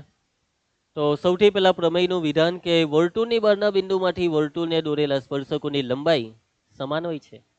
પછી આકૃતિમાં વર્તુળ, બહારનું બિંદુ છે બિંદુ પી, કેન્દ્ર છે ઓ, અને બે સ્પર્શકમાં પહેલો ઉપરવાળો સ્પર્શક પીક્યુ, નીચે પીઆર. પક્ષમાં આ જ વસ્તુ લખવાની કે ઓ કેન્દ્રવાળા વર્તુળની બહારના બિંદુ પી માંથી વર્તુળને દોરેલા સ્પર્શકો પીક્યુ અને પીઆર એ અનુક્રમે વર્તુળને બિંદુ ક્યુ અને આર માં સ્પર્શે છે. એના પછી સાધ્ય સાબિત કરવાનું છે કે બે સ્પર્શકની લંબાઈ સરખી, એટલે કે પીક્યુ બરાબર પીઆર. હવે ચાલુ થાય સાબિતી. સાબિતીમાં આપણે બે ત્રિજ્યા દોરી, ત્રિજ્યા ઓ ક્યુ, ત્રિજ્યા ઓ આર, અને વચ્ચે આ રેખાખંડ ઓપી દોર્યો, એને લખી દેવાનું. એના પછી આપણે આ બે ત્રિકોણના લગન કરાવ્યા. લગન થઈ જાય તો આપણે કહી શકીએ કે આ બંને કેવી છે? આ બંને સરખી છે. લગન માટે કાકબા શરત વાપરી. તો આ બેવના કાટખૂણા છે. આ કાટખૂણા કેમ? કેમ કે આ છે સ્પર્શક, આ છે એની સાથે જોડાયેલી ત્રિજ્યા, અને સ્પર્શક અને ત્રિજ્યા વચ્ચે 90 નો ખૂણો, પ્રમેય 10.1. તો એવી રીતના આપણે લખવું પડે કે અહીં ત્રિજ્યા ઓ ક્યુ અને ત્રિજ્યા ઓ આર એ અનુક્રમે સ્પર્શક પીક્યુ અને સ્પર્શક પીઆર ને સંગત છે. એનો મતલબ કે ખૂણો ક્યુ 90 નો, ખૂણો આર 90 નો, પછી બે ત્રિકોણના લગન કરાવી દેવાના. આ બે કાટખૂણા સરખા, આ બંનેના કર્ણ સરખા, સામાન્ય કર્ણ, અને એના પછી આ બે ત્રિજ્યા સરખી, એક જ વર્તુળની ત્રિજ્યા. તો આપણે કહી શકીએ કે આ બંને ત્રિકોણ એકરૂપ કાકબા શરત, અને બે ત્રિકોણ એકરૂપ તે એકરૂપ ત્રિકોણની અનુરૂપ બાજુ સરખી લખી શકાય, એટલે પીક્યુ બરાબર પીઆર. સમજ પડશે? તો પ્રમેય બહુ ઈઝી છે. ગોખણપટ્ટીની કઈ જરૂર નથી આ પ્રમેયમાં. હા, પ્રમેય 10.1 માં કદાચ તમારે ગોખણપટ્ટીનો સહારો લેવો પડે, પરંતુ આમાં કઈ ટેન્શન લેવાનું નથી. તો પ્રમેયને 5 વખત મોઢે લખવાની ટ્રાય કરો. પહેલી વખત પહેલા એકદમ ધ્યાનથી હજી જોઈ લો, સમજી લો, નોટમાં લખી લો, એકવાર જોઈને લખી લો, પછી સમજો, ધ્યાનથી સમજો, દરેક સ્ટેપને મગજમાં સેટ કરી લો, પછી મોઢે લખો. પહેલી વખત મોઢે લખો તો કદાચ 2-5 ભૂલ પડે, ચેક કરવાનું કા ભૂલ પડી, પછી બીજી વખત લખો, ત્રીજી વખત, 5 વખત પ્રયત્ન કરો આ પ્રમેયને મોઢે લખવાનો. અથવા એક કામ કરો, આજે 3 વખત પ્રયત્ન કરો, કાલે પાછો 3 વખત પ્રયત્ન કરો, તો 6 વખત થઈ ગયું. હા, આજે કરે તો 5 વખત ને ટુકડામાં કરે તો 6 દિવસ. અને બાળકો એવું નહીં કે તમને આ એક વખત તમારાથી એકદમ ખતરનાક મોઢે લખાઈ ગયો, કઈ ભૂલ નહીં પડી એટલે આવડી ગયો. રિવિઝન કરો, બરાબર. 2-3 દિવસ પછી પાછો આ પ્રમેયને લખો. પ્રમેય 10.1 ને બી મોઢે લખો. ભાઈ બે પ્રમેય બોર્ડની પરીક્ષામાં 3 માર્કમાં પૂછાય. 3 માંથી 3 માર્ક લેવા હોય ને તો આખા વર્ષમાં 50 વાર તો લખવો જ પડે, બરાબર. ત્રિકોણ ચેપ્ટરનો પ્રમેય બી, આ પ્રમેય બી 50 થી 55, 60, 70, 80, 100 વાર બી દરેક પ્રમેય લખીને જ યાદ કરવા પડે. ખાલી જેવાથી યાદ નહીં રહી, લખીને જ કરવું પડે. લખવાથી જ ખબર પડે કે કા ભૂલ પડે છે. ઓકે, આગળ વધીએ. તો રેડી? પ્રમેયમાં કઈ તકલીફ? હવે બાળકો આ જે પ્રમેય છે, આ પ્રમેયને બીજી પણ એક રીતે સાબિત કરી શકાય. હવે બીજી કઈ રીતે સાબિત કરી શકાય? તો આપણે આ પ્રમેયની બીજી એક સાબિતી જોવાના, અને એ સાબિતી છે પાયથાગોરસના પ્રમેયના ઉપયોગથી સાબિતી. એટલે કે તમે આ જ પ્રમેયને પાયથાગોરસના પ્રમેયના ઉપયોગથી પણ સાબિત કરી શકો છો. તો તમે કહેશો કે સર બે બે સાબિતી. હા બેટા, બે બે સાબિતી એનું શું કામ છે સર? આ તો તમે શીખવાડી દીધું ને અમને આવડી ગયું. હા બેટા, તમને આવડી ગયું, પરંતુ એટલા માટે હું તમને શીખવાડવા જઈ રહ્યો છું. કેમ કે બાળકો બોર્ડની પરીક્ષામાં કદાચ આ પ્રમેય, ખાસ કરીને સ્ટાન્ડર્ડ મેથ્સ વાળાને આ પ્રમેય પૂછાય અને રકમ એમ કહેશે કે પાયથાગોરસના પ્રમેયથી આ પરિણામ સાબિત કરો. તો જો તમને એવું કીધું કે પાયથાગોરસના પ્રમેયના ઉપયોગથી આ પ્રમેયને સાબિત કરો, તો તમારી પાસે કોઈ ચોઈસ નથી. એટલે વાતને સમજો, મને શીખવાડી દેવા દો અને તમે બી શીખી લો. આજ તમે કહેશો કે સર આજ સુધી એવું કોઈ દિવસ થયું છે? નથી થયું. તો પછી સર હવે થોડું થાય? કુછ ભી હો સકતા હે રે બાબુ. એ ભાઈ, કઈ બી થઈ શકે, ભવિષ્યમાં કઈ બી થઈ શકે. દર વર્ષે કંઈક ને કંઈક નવું થતું જ હોય છે બોર્ડની પરીક્ષામાં. એટલા માટે આપણે તૈયાર રહેવું પડે. એટલે કે આ પ્રમેયની સાબિતી આપણે પાયથાગોરસની મદદથી શીખી લઈએ ભાઈ. પાયથાગોરસ, કેમ કે તમારી ચોપડીમાં થોડોક ઉલ્લેખ છે, તમારી ચોપડીમાં આ પાયથાગોરસની સાબિતીનો પણ ઉલ્લેખ છે, એટલા માટે. તો ચાલો જો સાબિતીમાં આકૃતિ તો બેઠી, આકૃતિમાં કઈ નવીનતા નહીં આવે. પછી આ બધી વસ્તુ, આ પક્ષ ને સાધ્યમાં બી કઈ ફરક નહીં પડે. એ બી આવે જ બેઠું, એને હો કોપી મારી દઈએ. એટલે એને હો બેઠું અહીંયા છાપી જ દેવાનું છે આપણે. એના પછી આટલે સુધી આ કાટખૂણા લાવ્યા ને, આટલે સુધી બધું રહે જ, પછી જરાક બદલાશે. આ બધી જ વસ્તુ બેઠી. હે, પણ આપણે બે ત્રિકોણના જે લગન કરાવ્યા ને, લગન, એ લગન વાળા સ્ટેપ અહીંયા નહીં આવે, પણ અહીંયા સ્ટેપ આવે પાયથાગોરસના પ્રમેયના. સો આટલી વસ્તુ આપણે બેઠી ઉચકી લીધી છે. અલા કોપી નહીં થયું, પાછું કોપી મારવા જવું પડે. હે,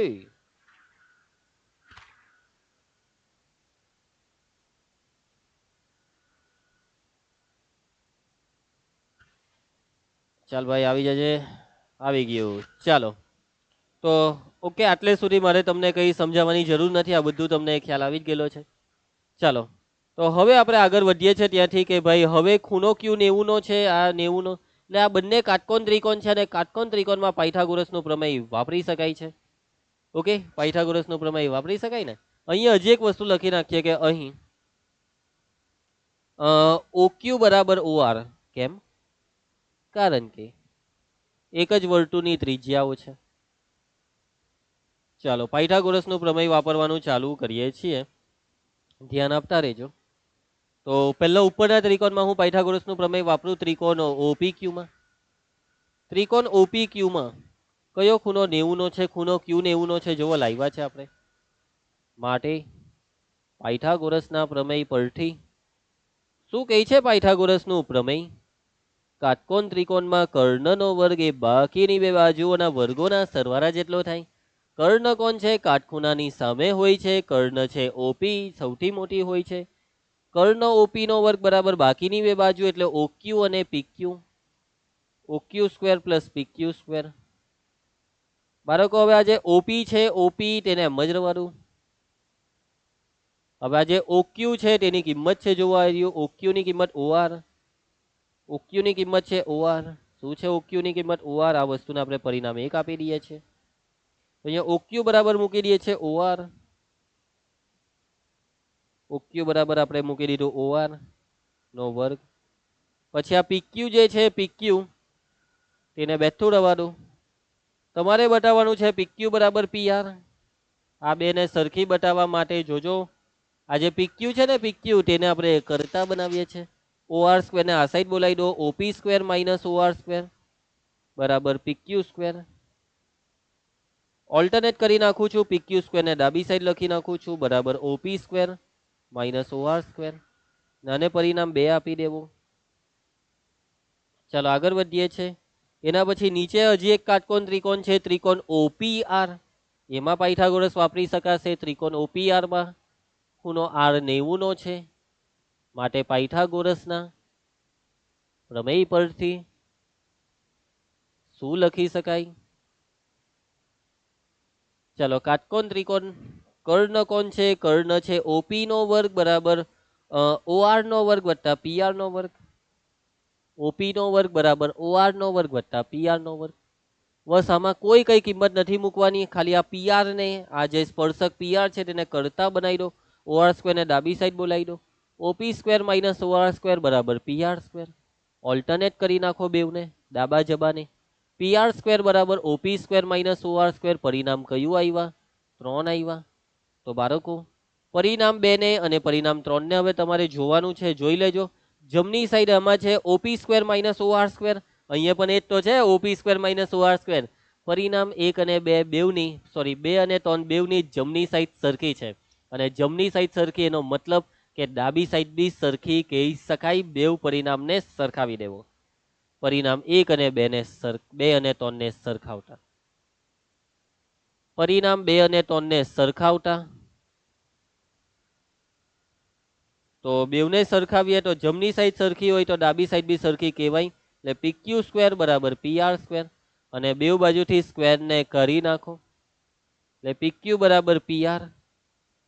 આ જ વસ્તુ આપણે સાબિત કરવાની હતી. પીક્યુ અને પીઆર ને સરખા સાબિત થઈ ગયું છે. તો આ પ્રમેય પૂરો થાય છે. તો આઈ હોપ કે તમને પ્રમેયમાં સમજ પડી હશે. પડી કે નહીં પડી? તો પાયથાગોરસના પ્રમેયની મદદથી તમે આ રીતે આપણા પ્રમેય 10.2 ને સાબિત કરી શકો છો. તમને કઈ સાબિતી વધારે ગમી? મને એવું લાગે કે કદાચ પહેલી સાબિતી બેવ ત્રિકોણના લગનવાળી તમને ગમી હશે. એમ તો બેવ જ સાબિતી સિમ્પલ છે, ઇઝી છે, થોડાકમાં સ્ટેપ કદાચ વધારે લાગી ગયો એવું બની શકે. બેવ સાબિતીની તૈયારી રાખો. ખાસ કરીને સ્ટાન્ડર્ડ મેથ્સ વાળા તો આ પાયથાગોરસ વાળી સાબિતી માટે તૈયાર રહેજો, કદાચ પૂછાઈ જાય.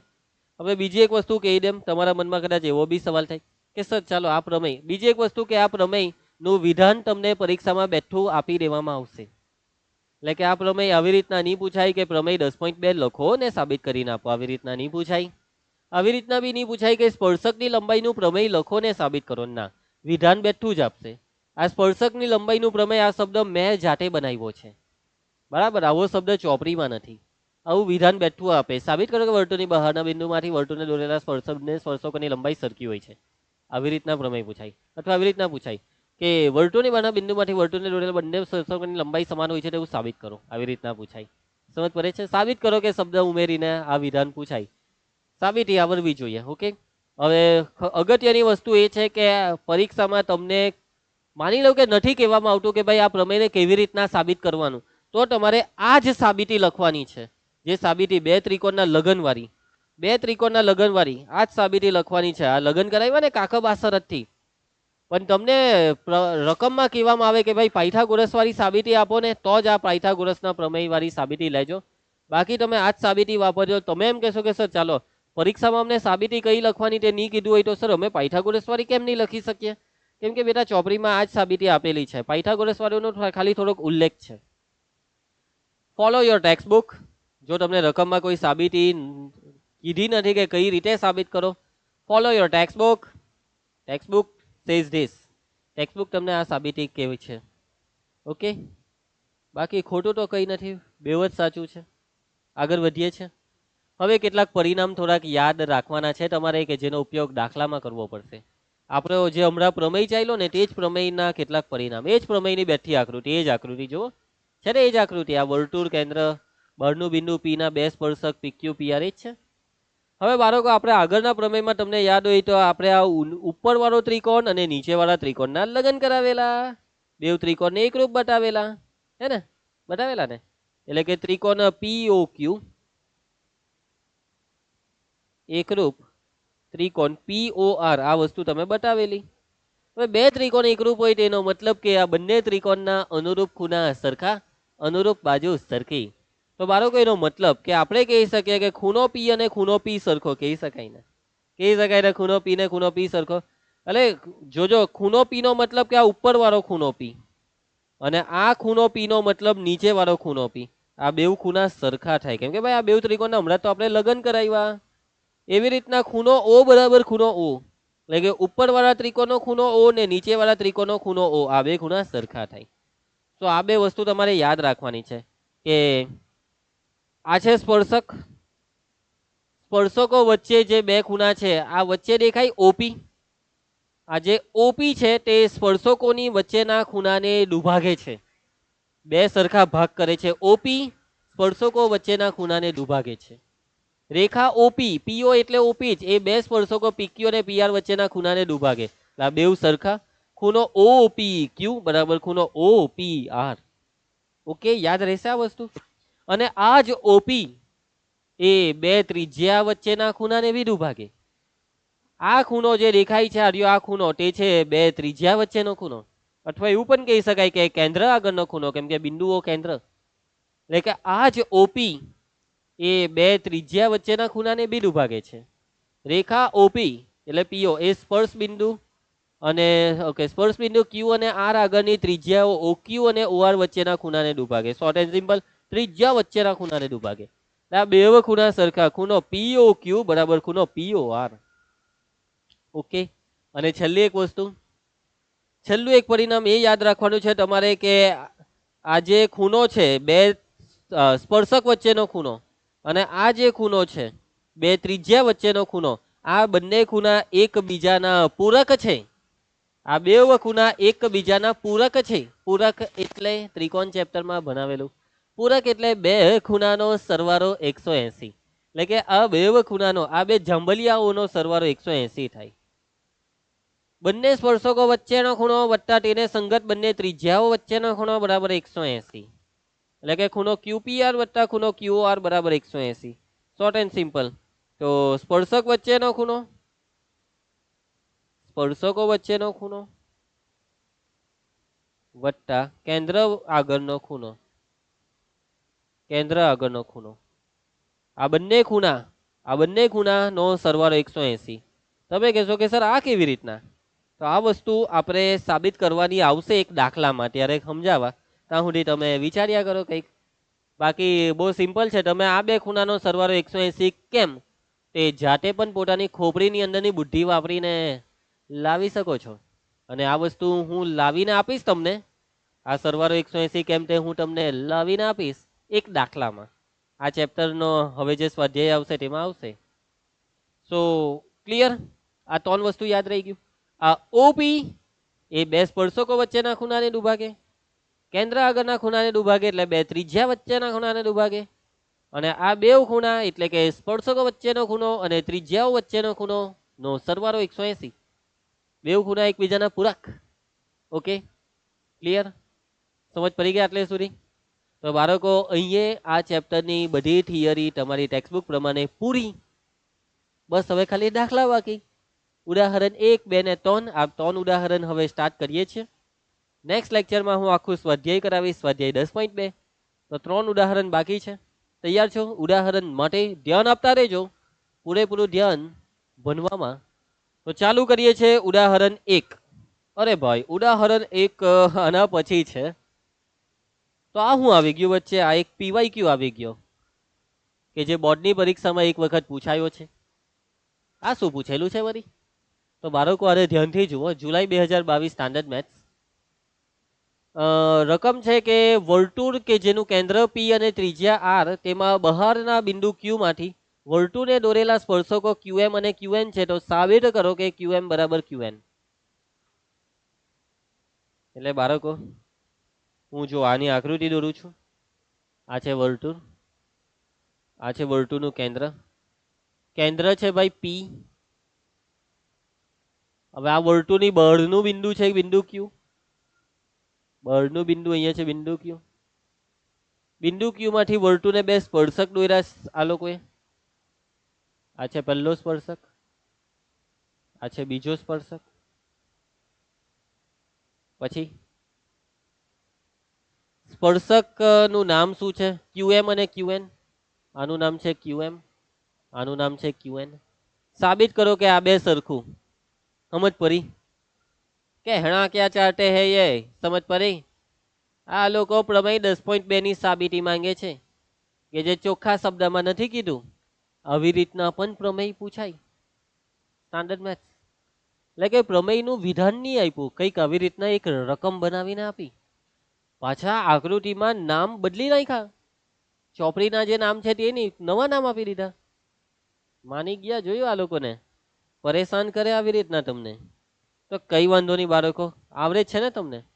મતલબમાં નામ બદલીને પણ પ્રમેય આવડવો જોઈએ. હું તમને એ જ કહેવા માંગુ છું કે પરીક્ષામાં નામ બદલાઈ શકે છે. હું ના પાડું છું નામ બદલવા. જો તમને કોઈ નામ બદલવા નથી કીધા તો નહીં બદલવાના, પરંતુ અહીંયા એ લોકોએ બદલવા કીધા એટલે બદલવા પડે. તો નામ બદલીને પણ પ્રમેય લખાવો જોઈએ. એ રીતની તૈયારી કરજો, નહીં તો 3 માર્કનું થઈ જશે સત્યાનાશ.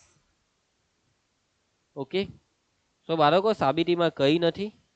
જે રીતના આપણે આને સાબિત કર્યો, પેલી કાકબાવાળી સાબિતી, એ જ રીતના લખી દેવાનું. ખાલી ફરક હું નામ બદલાઈ જશે, બેઠું એ જ, કોઈ શબ્દનો ફરક નથી. શબ્દ છે નામનો, એટલે એ જ સાબિતી બેઠી આવશે અહીંયા.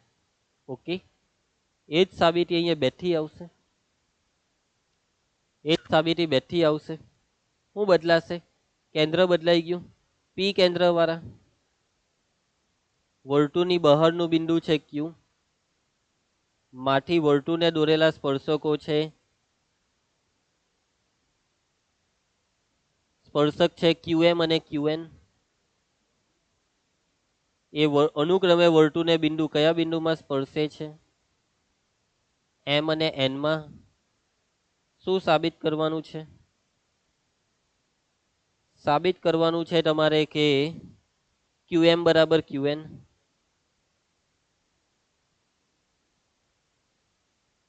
કેવી રીતના સાબિત કરશો? તો સાબિતીમાં કંઈ નવું નથી, કાકબા શરત જ વાપરવાની છે. ઓકે, તો ચાલો વાપરીએ કાકબા શરત. તૈયાર? તો હવે સાબિતીમાં પહેલા ત્રિજ્યા OQ અને OR જે દોર્યું તે લખવાનું. તો આપણે 2 ત્રિજ્યા દોરી, અને આ ખાલી નામનો ફરક છે. નામ બદલાય છે. શું બદલાય છે? નામ બદલાય છે.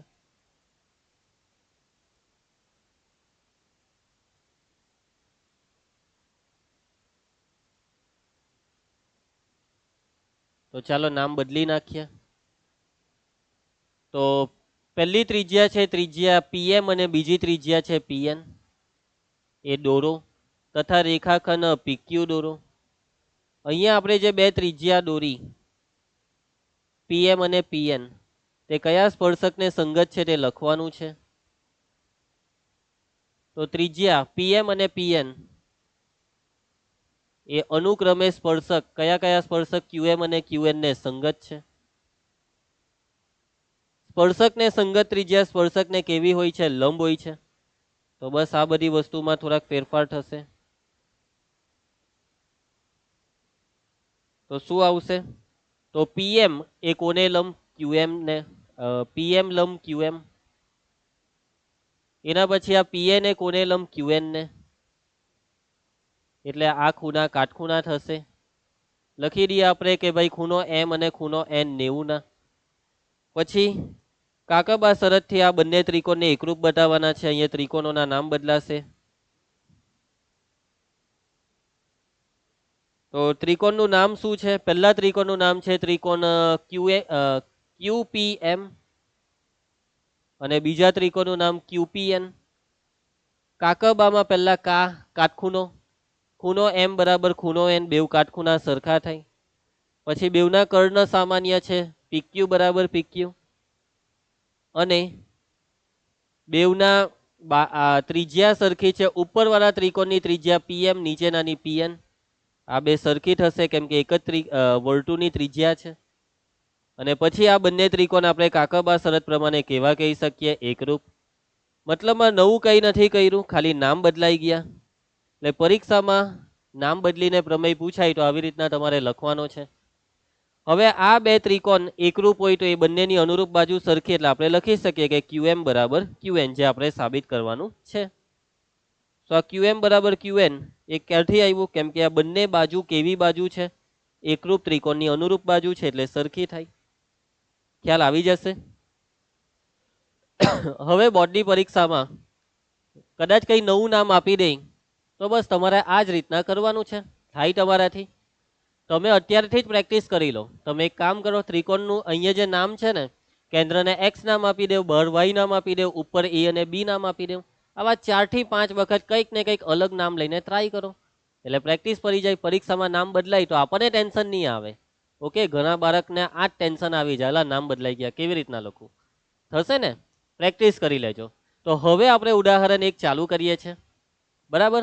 ચાલો સ્ટાર્ટ કરીએ ઉદાહરણ 1 ને.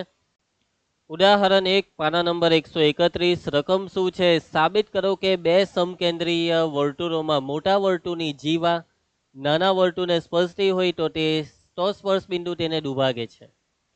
તો બાળકો, રકમમાં વાત છે સમકેન્દ્રીય વર્તુળોની. શાની વાત છે? સમકેન્દ્રીય વર્તુળ. કોને કહેવાય સમકેન્દ્રીય વર્તુળ? તો કે ભાઈ બે વર્તુળ, બંને વર્તુળના કેન્દ્ર એક જ હોવા જોઈએ. સિમ્પલ, એક જ કેન્દ્રવાળા બે વર્તુળ. એક વર્તુળ નાનું હશે તો બીજું વર્તુળ થોડું મોટું હશે. તો ચાલો આપણે આમાં એક આકૃતિ દોરીએ. આપણે આકૃતિમાં કંઈ નહીં, બે વર્તુળ જ દોરવાના છે. તો આપણે પહેલાં એક વર્તુળ દોરી દીધું. તો આ છે વર્તુળનું કેન્દ્ર. અને હવે આપણે બીજું એક દોરીએ, પણ હવે બીજું વર્તુળ એવું દોરવાનું કે જેનું કેન્દ્ર આ જ હોય અને એ વર્તુળ થોડુંક મોટું દોરવાનું. તો જો આ બે વર્તુળ આપણે દોરી દીધા. આ બંને વર્તુળ કેવા વર્તુળ છે? તો આ બંને વર્તુળ છે સમકેન્દ્રી વર્તુળ. સિમ્પલ, એક જ કેન્દ્રવાળા બે વર્તુળ. હવે આ બે વર્તુળ છે તેમાં એવું કીધું છે કે મોટા વર્તુળની જીવા નાના વર્તુળને સ્પર્શતી હોય.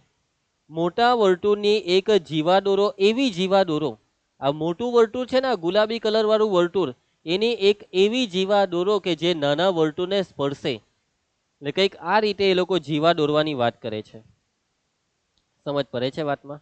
તો આ રીતે આપણે એક જીવા દોરવાની છે. આ જે જીવા છે તે નાના વર્તુળને સ્પર્શે છે. આ છે મોટા વર્તુળની જીવા.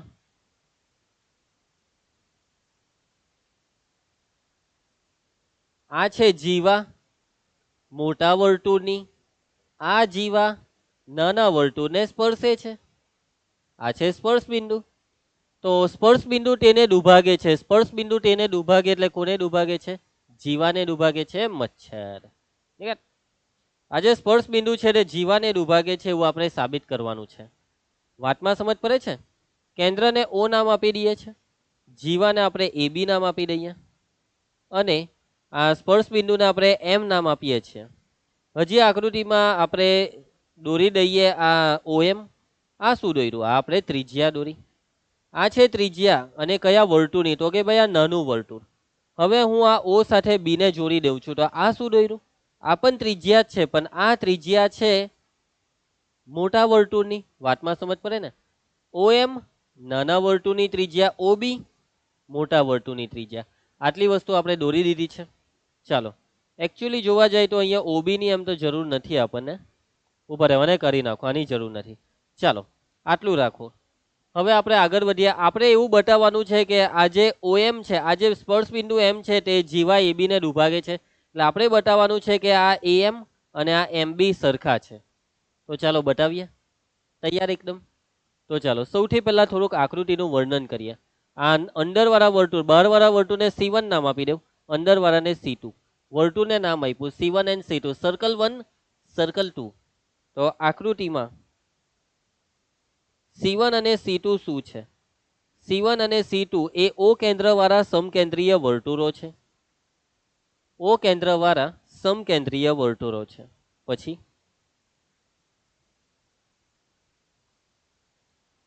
પછી આ જીવાની વાત કરો કે આ છે જીવા AB, પણ કયા વર્તુળની?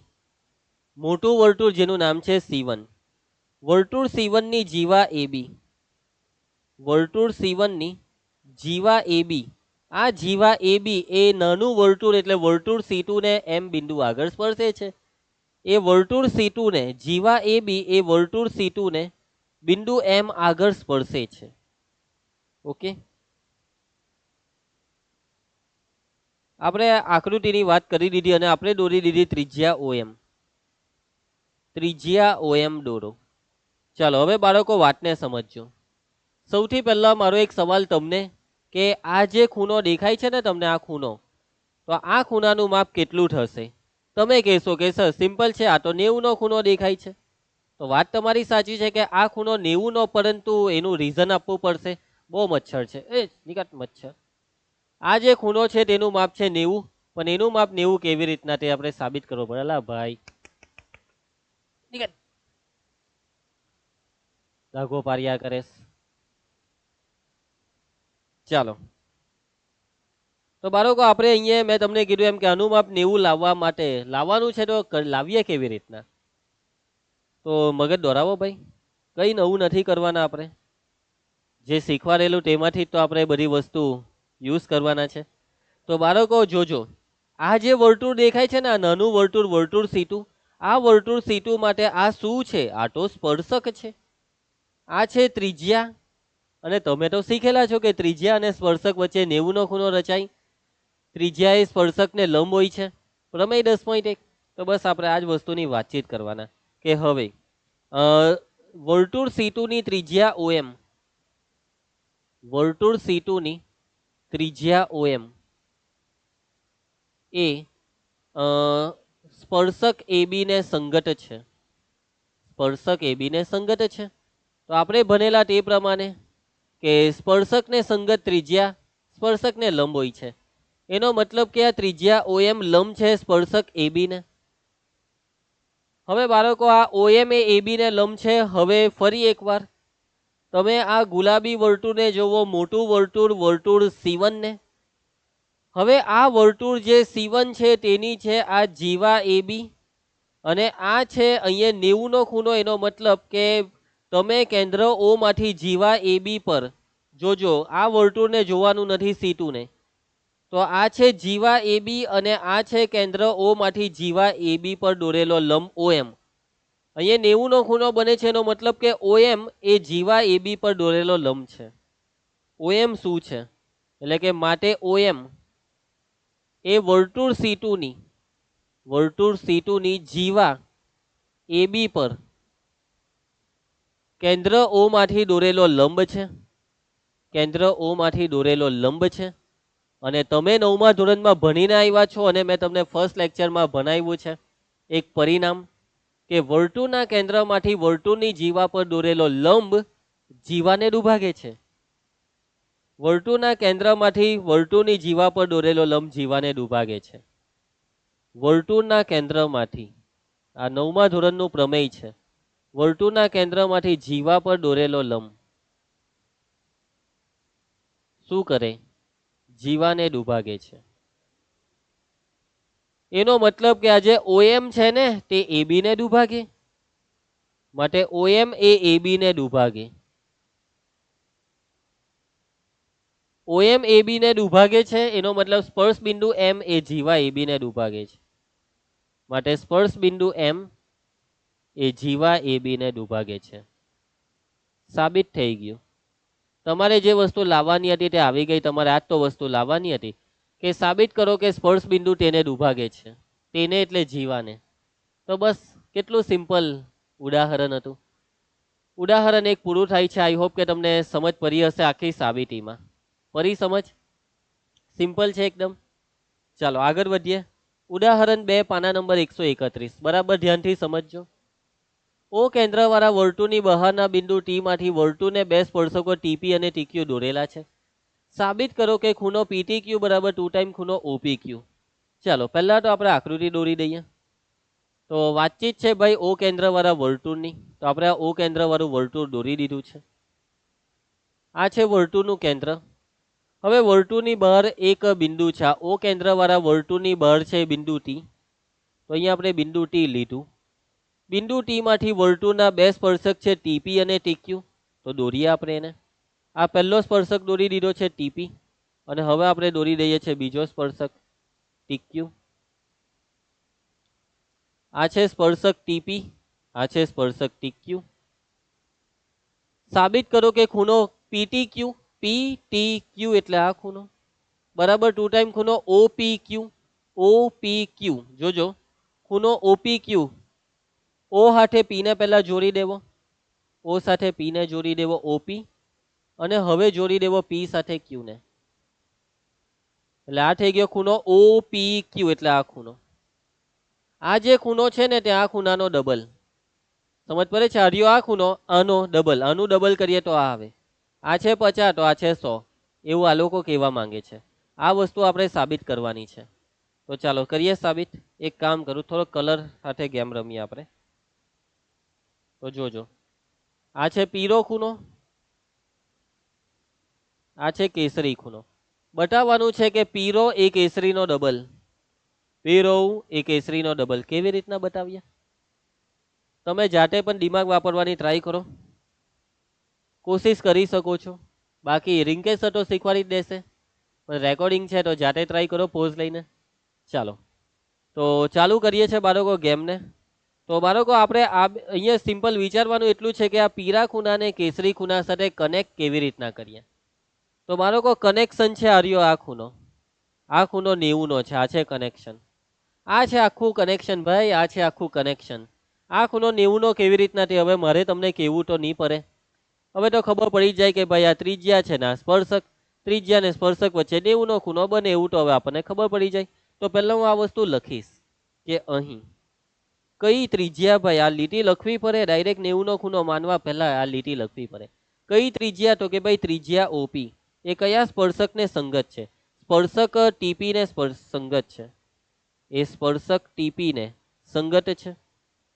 સ્પર્શકને સંગત ત્રિજ્યા સ્પર્શકને લંબ હોય છે ભાઈ, એનો મતલબ કે આ ઓપી એ ટીપી ને લંબ છે, ઓપી લંબ ટીપી.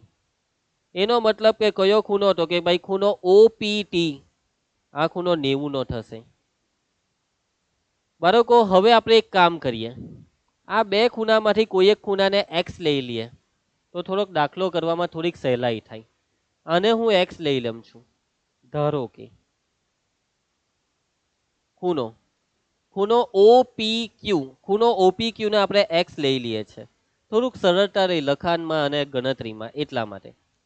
હવે આપણે હમણાં થોડીક વાર પહેલા આ ખૂણાને 90 નો લાવ્યા છીએ. ઓકે, આપણે એક કામ કરવું જોઈએ કે આ જે વસ્તુ ધારી ને તે પહેલા જ ધારી લેવી જોઈતી હતી કે ધારો કે આ ખૂણો, સમજ પડશે? આવું આપણે કરી નાખીએ. આ જે ધારવાનું કામ છે તે માની લઉં કે આપણે પહેલા કરી દીધું. ઓકે ચાલો, હવે ચાલો કન્ટિન્યુ થઈએ દાખલામાં. આ ખૂણો ઓપીટી 90 નો છે, પરંતુ આ 90 ના ખૂણામાં અંદર વચ્ચે તમને બે ખૂણા દેખાશે. એક છે આ કેસરી ખૂણો એટલે ખૂણો ઓપીક્યુ વત્તા, અને એની બાજુવાળો આર્યો આ ખૂણો એટલે કે એનું નામ છે ખૂણો ટીપીક્યુ. સમજ પડશે? આ ખૂણો બરાબર એની અંદરના બે ખૂણાનો સરવાળો, ખૂણો ઓપીટી બરાબર આર્યો આ વત્તા, એવું આપણે લખ્યું આની જગ્યા પર, ને બરાબર છે 90. એક્સ લીધું છે આપણે, ખૂણો ઓપીક્યુ ને એક્સ લીધો છે એટલે એક્સ વત્તા ખૂણો ટીપીક્યુ બરાબર 90. હવે આ જે એક્સ છે તેને સામે જવા દેવું તો ખૂણો ટીપીક્યુ બરાબર 90 ઓછા એક્સ. Okay clear? ચાલો હવે શું કરીએ?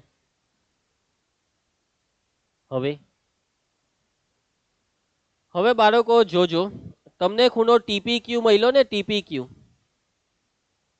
તમને આ ખૂણો મળી ગયો છે કે આ ખૂણો છે ભાઈ 90 ઓછા એક્સ. હવે તમે આ બેનું કનેક્શન કરવાનો પ્રયત્ન કરો એટલે તમને જવાબ મળશે. આ જાંબલીનું ને પીરાનું કનેક્શન કરવાની ટ્રાય કરો, જાંબલી અને પીરાને કનેક્ટ કરો. તો બાળકો એ જાંબલી અને પીરાને કનેક્ટ કેવી રીતના કરીએ? તો અહીંયા તમને આ ત્રિકોણ દેખાય છે, ધ્યાનથી જોવો આ ત્રિકોણ. બાળકો આ ત્રિકોણમાં આ બે શું છે ભાઈ? આ બે સ્પર્શક છે, અને તમને ખબર છે કે બહારના બિંદુમાંથી દોરેલા સ્પર્શકોની લંબાઈ સરખી થાય. એનો મતલબ કે આ સ્પર્શક અને આ સ્પર્શકની લંબાઈ સરખી. અને તમને મેં એક પરિણામ શીખવેલું છે આ ચેપ્ટરના ફર્સ્ટ લેક્ચર, ત્રિકોણ ચેપ્ટરના ફર્સ્ટ લેક્ચરમાં, કે જો ત્રિકોણની બે બાજુ સમાન બાજુની સામેના ખૂણા સમાન, યાદ આવે છે? બાજુ સમાન, ખૂણા સમાન, ખૂણા સમાન, બાજુ સમાન, બાજુ સમાન, ખૂણા સમાન, ખૂણા સમાન, બાજુ સમાન, સમાન બાજુની સામેના ખૂણા સમાન. એનો મતલબ કે આ બે બાજુ સમાન છે તો એની સામેના ખૂણા સરખા.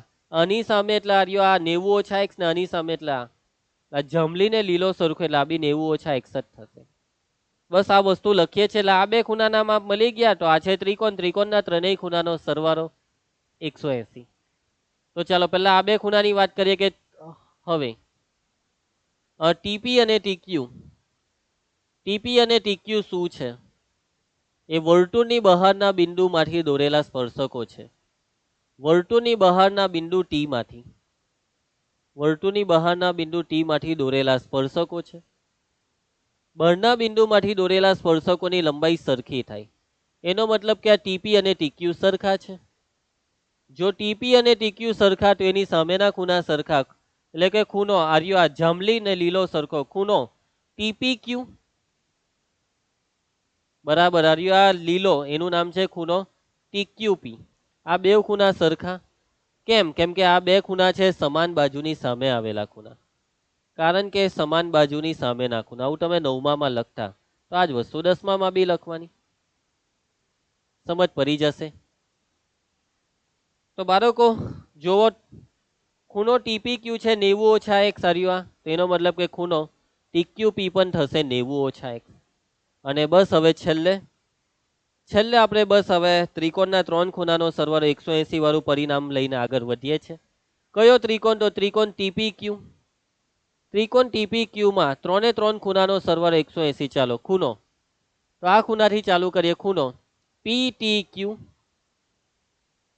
વત્તા, ચાલો હવે આ ખૂણો ટીપી ક્યુ ને પછી આ બિંદુ ક્યુ વાળો ખૂણો ટીક્યુપી.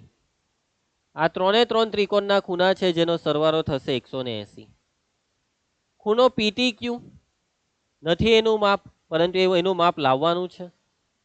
આ ખૂણો ટીપી ક્યુ અને ટીક્યુપી આ બેવને 90 - x આપણે લાવ્યા છે, તો મૂકી દઈએ 90 - x. તો આના બરાબર 90 - x ને આના બરાબર 90 - x બરાબર 180. ખૂણો પીટી ક્યુ 90 + 90 થશે 180, -x થશે -2x ને એના બરાબર આ 180. બંને બાજુથી 180 ને કેન્સલ કરી દેવું ને -2x ને સામે જવા દો. તો ખૂણો પીટી ક્યુ બરાબર +2x. બસ સાબિત થઈ ગયું બાળકો. આજ તો લાવવાનું છે કે ખૂણો પીટી ક્યુ બરાબર 2x. આને આપણે x લીધો છે ઓપી ક્યુ ને, તો બસ હવે x ની જગ્યાએ ઓપી ક્યુ લખો, દાખલો પૂરો. ખૂણો પીટી ક્યુ બરાબર 2 ટાઈમ ને હવે આ x ની કિંમત ખૂણો ઓપી ક્યુ. સમજ પડી જશે દાખલામાં. તો દાખલામાં જે વસ્તુ લાવવા કીધી હતી તે આવી ગઈ છે અને આની સાથે આ દાખલો પૂરો થાય છે ને એકદમ સિમ્પલ દાખલો, સમજ પડી જાય એવો જ. ઓકે, ચાલો કઈ તકલીફ ઉદાહરણ 2 માં નહીં. આગળ વધીએ, નેક્સ્ટ દાખલા પર જઈએ. તો દાખલાને ધ્યાનથી સમજવાનો પ્રયત્ન કરો, આવડી જાય એવો જ છે. પરીક્ષામાં પૂછાય તો બેઠા 3 માર્ક લેવાય. કનેક્શનનું સેટિંગ છે. અહીંયાથી ચાલુ કર્યું અને x લીધો. આ 90 નો ખૂણો તો આ 90 - x. આ સમબાજુ ત્રિકોણ, આ બે ખૂણા સરખા. પછી ત્રિકોણના 3 ખૂણાનો સરવાળો 180. આવી રીતના આગળ વધવાનું છે. ચાલો એના પછી આજના લેક્ચરનો છેલ્લો દાખલો ઉદાહરણ 3. આકૃતિ બી તૈયાર છે આમાં તો. ચાલો બરાબર ધ્યાનથી સમજજો દાખલાને. તો પીક્યુ એ 5 સેન્ટીમીટર ત્રિજ્યાવાળા વર્તુળની 8 સેન્ટીમીટર લંબાઈની જીવા છે. આકૃતિમાં જોવો જીવા પીક્યુ ને, દેખાય છે આ જીવા પીક્યુ. આ છે વર્તુળની જીવા જેની ત્રિજ્યા 5 સેન્ટીમીટર. 5 સેન્ટીમીટર ત્રિજ્યાવાળા વર્તુળની આ જીવા છે અને જીવાની લંબાઈ 8 સેન્ટીમીટર છે. આ જીવાની લંબાઈ પી અને ક્યુ માંથી પસાર થતા સ્પર્શકો ટી બિંદુમાં છેદે છે. બિંદુ પી અને બિંદુ ક્યુ માંથી આ સ્પર્શકો દોર્યા જે કયા બિંદુમાં છેદે છે? ટી બિંદુમાં છેદે છે. ટીપી ની લંબાઈ શોધો બાળકો. ટીપી દેખાય છે? ટીપી એટલે સ્પર્શકની લંબાઈ શોધવાની છે. શોધી નાખીએ સ્પર્શકની લંબાઈ. કેવી રીતના શોધીએ? સૌથી પહેલા તો બાળકો અહીંયા 90 નો ખૂણો થશે. હવે તમારા મનમાં સવાલ થાય કે સર આ ખૂણો 90 નો કેવી રીતના થશે? તો એકચ્યુઅલી બાળકો આ ધોરણ 9 નો એક દાખલો બની જાય છે. 9મા ધોરણમાં તમે આવા દાખલા કરતા હતા કે તમારે આ બે ત્રિકોણને એકરૂપ બતાવવાના હોય છે. આ બે ત્રિકોણને એકરૂપ બતાવો એટલે ઓટોમેટિક આ બે ખૂણા 90 ના કહેવાય, પેલો 90 નો કહેવાય. મતલબ અહીંયા 4 ખૂણા બને, 4 માંથી કોઈ એક 90 નો તો 4 4 90 ના. અહીંયા તમે ડાયરેક્ટ એક્સેપ્ટ કરી લેશો તો ચાલશે આ, કેમ કે 9મા ધોરણમાં ભણેલી વસ્તુ 10મામાં ડાયરેક્ટ એક્સેપ્ટ કરી શકાય. આવા દાખલા તમને આવતા હતા, એકરૂપ ત્રિકોણ બતાવીને 90 બતાવવાના. ઓકે, અહીંયા આપણે ડાયરેક્ટ એક્સેપ્ટ કરીશું. આ દાખલો બે રીતે થશે, બે રીત સમજાવું છું. સૌથી પહેલા તો આ ખૂણો 90 નો છે. ઓકે, કેમ 90 નો તે હું લખું છું, તમને કહેવાની જરૂર નથી, તમે સમજી જ ગયા છો. પહેલા તો અહીંયા ડેટા કે અહીં ત્રિજ્યા કેટલી છે? ત્રિજ્યા છે ઓપી જે છે 5 સેન્ટીમીટર. એના પછી આ છે જીવા પીક્યુ જેની લંબાઈ છે 8 સેન્ટીમીટર. હવે બાળકો આ જે આર છે તે પીક્યુ નું મધ્ય બિંદુ છે. આ બે ત્રિકોણ એકરૂપ છે હું એક્સેપ્ટ કરી લઉં. એનો મતલબ કે પીઆર અને આરક્યુ સરખા છે. એટલે આ જે પીઆર છે આટલું જ, એ 8 નું અડધું, આખું 8 છે ને એટલે આટલું 4 થશે. પીઆર એ 1/2 પીક્યુ છે. પીઆર બરાબર 1/2 ને પીક્યુ છે 8. તો આ 2 ચોક 8 ના 4. તો પીઆર બરાબર 4 એકમ લખવાનું ભૂલશો નહીં. તો બાળકો આટલું 4 છે. અહીંયા લખેલું 8 છે, પણ હવે 8 ને ગોળી મારો, 8 ને જોતા નહીં. આટલું માપ છે 4 એવું યાદ રાખજો, ભૂલી નહીં જતા દાખલામાં વચ્ચે. આ પીઆર છે, આ 4. ચાલો હવે પેલો કાટખૂણાની વાત કરું છું કે આ છે ત્રિજ્યા કે જે સ્પર્શક ટીપી ને સંગત છે. આ લીટી લખાવી જોઈએ તમારાથી જાતે. ત્રિજ્યા ઓપી સ્પર્શક ટીપી ને સંગત છે. ત્રિજ્યા ઓપી એ સ્પર્શક ટીપી ને સંગત છે. સ્પર્શક ને સંગત ત્રિજ્યા સ્પર્શક ને લંબ હોય છે. ઓપી લંબ ટીપી. ઓકે, ક્લિયર છે આ વસ્તુ કે આ 90 નો ખૂણો કેમ? હવે બાળકો દાખલો કરીએ કેવી રીતના, એ છે સવાલ. બરાબર ને? સૌથી અગત્યનો સવાલ. તો દાખલો કરવાના કંઈક આવી રીતના. હવે હું કંઈક એવું કરવા જઈ રહ્યો છું. તો જોજો, આકૃતિમાં જોજો. આ જે ત્રિકોણ છે, આ ત્રિકોણ અને આ એની બાજુનો ત્રિકોણ.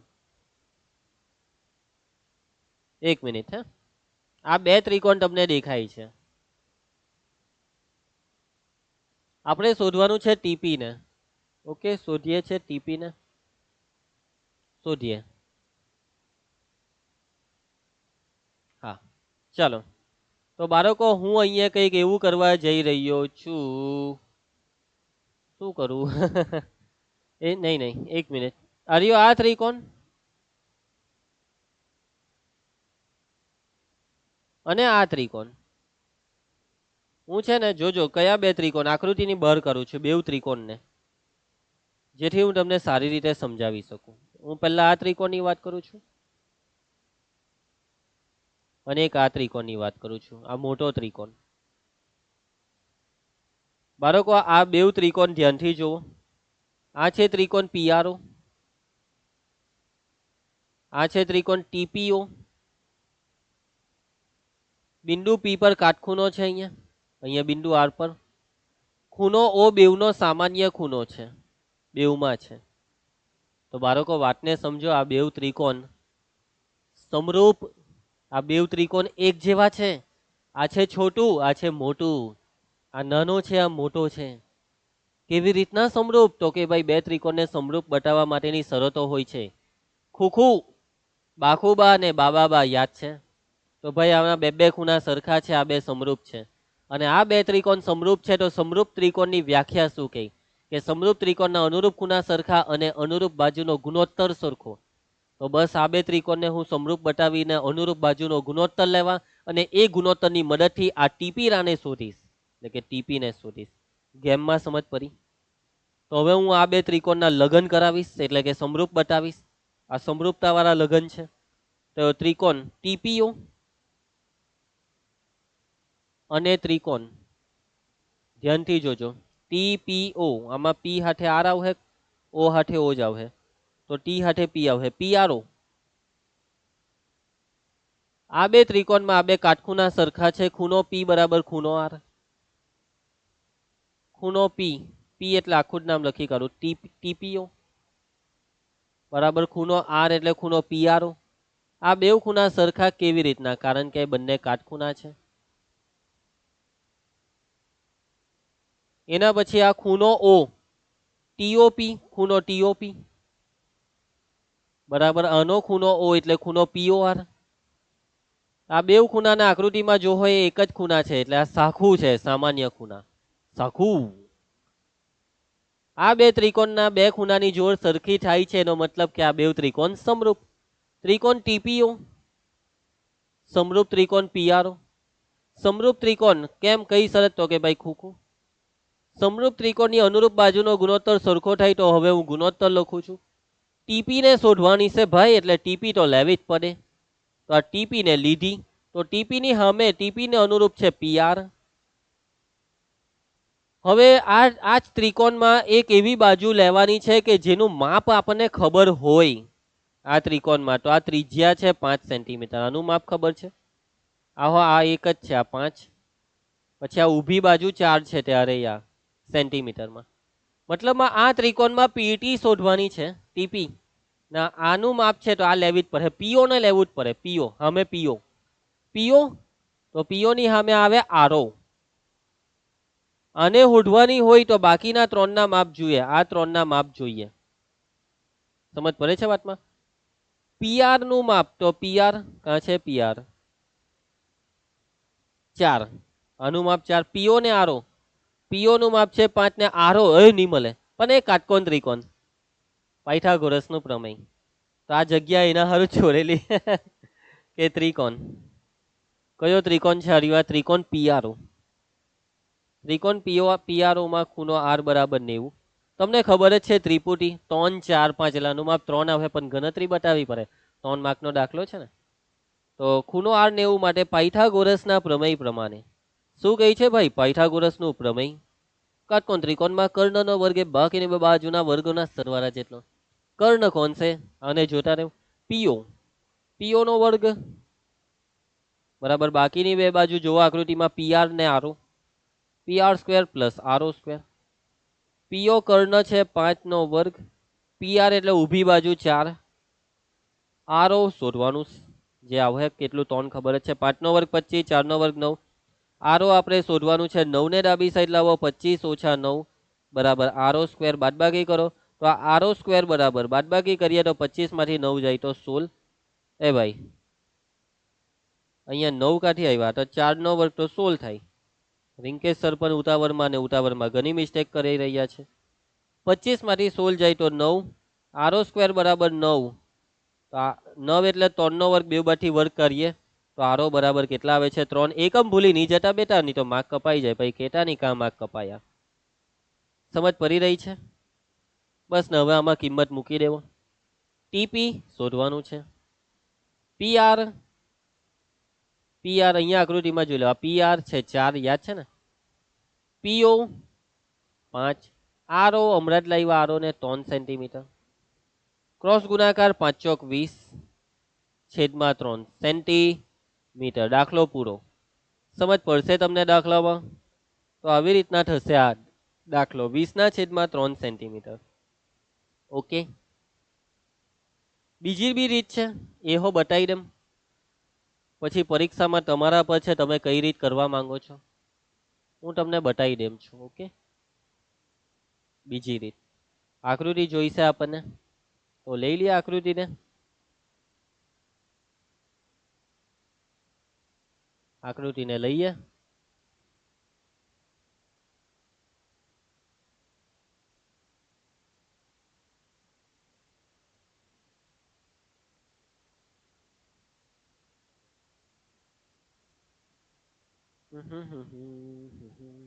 એક મિનિટ હે.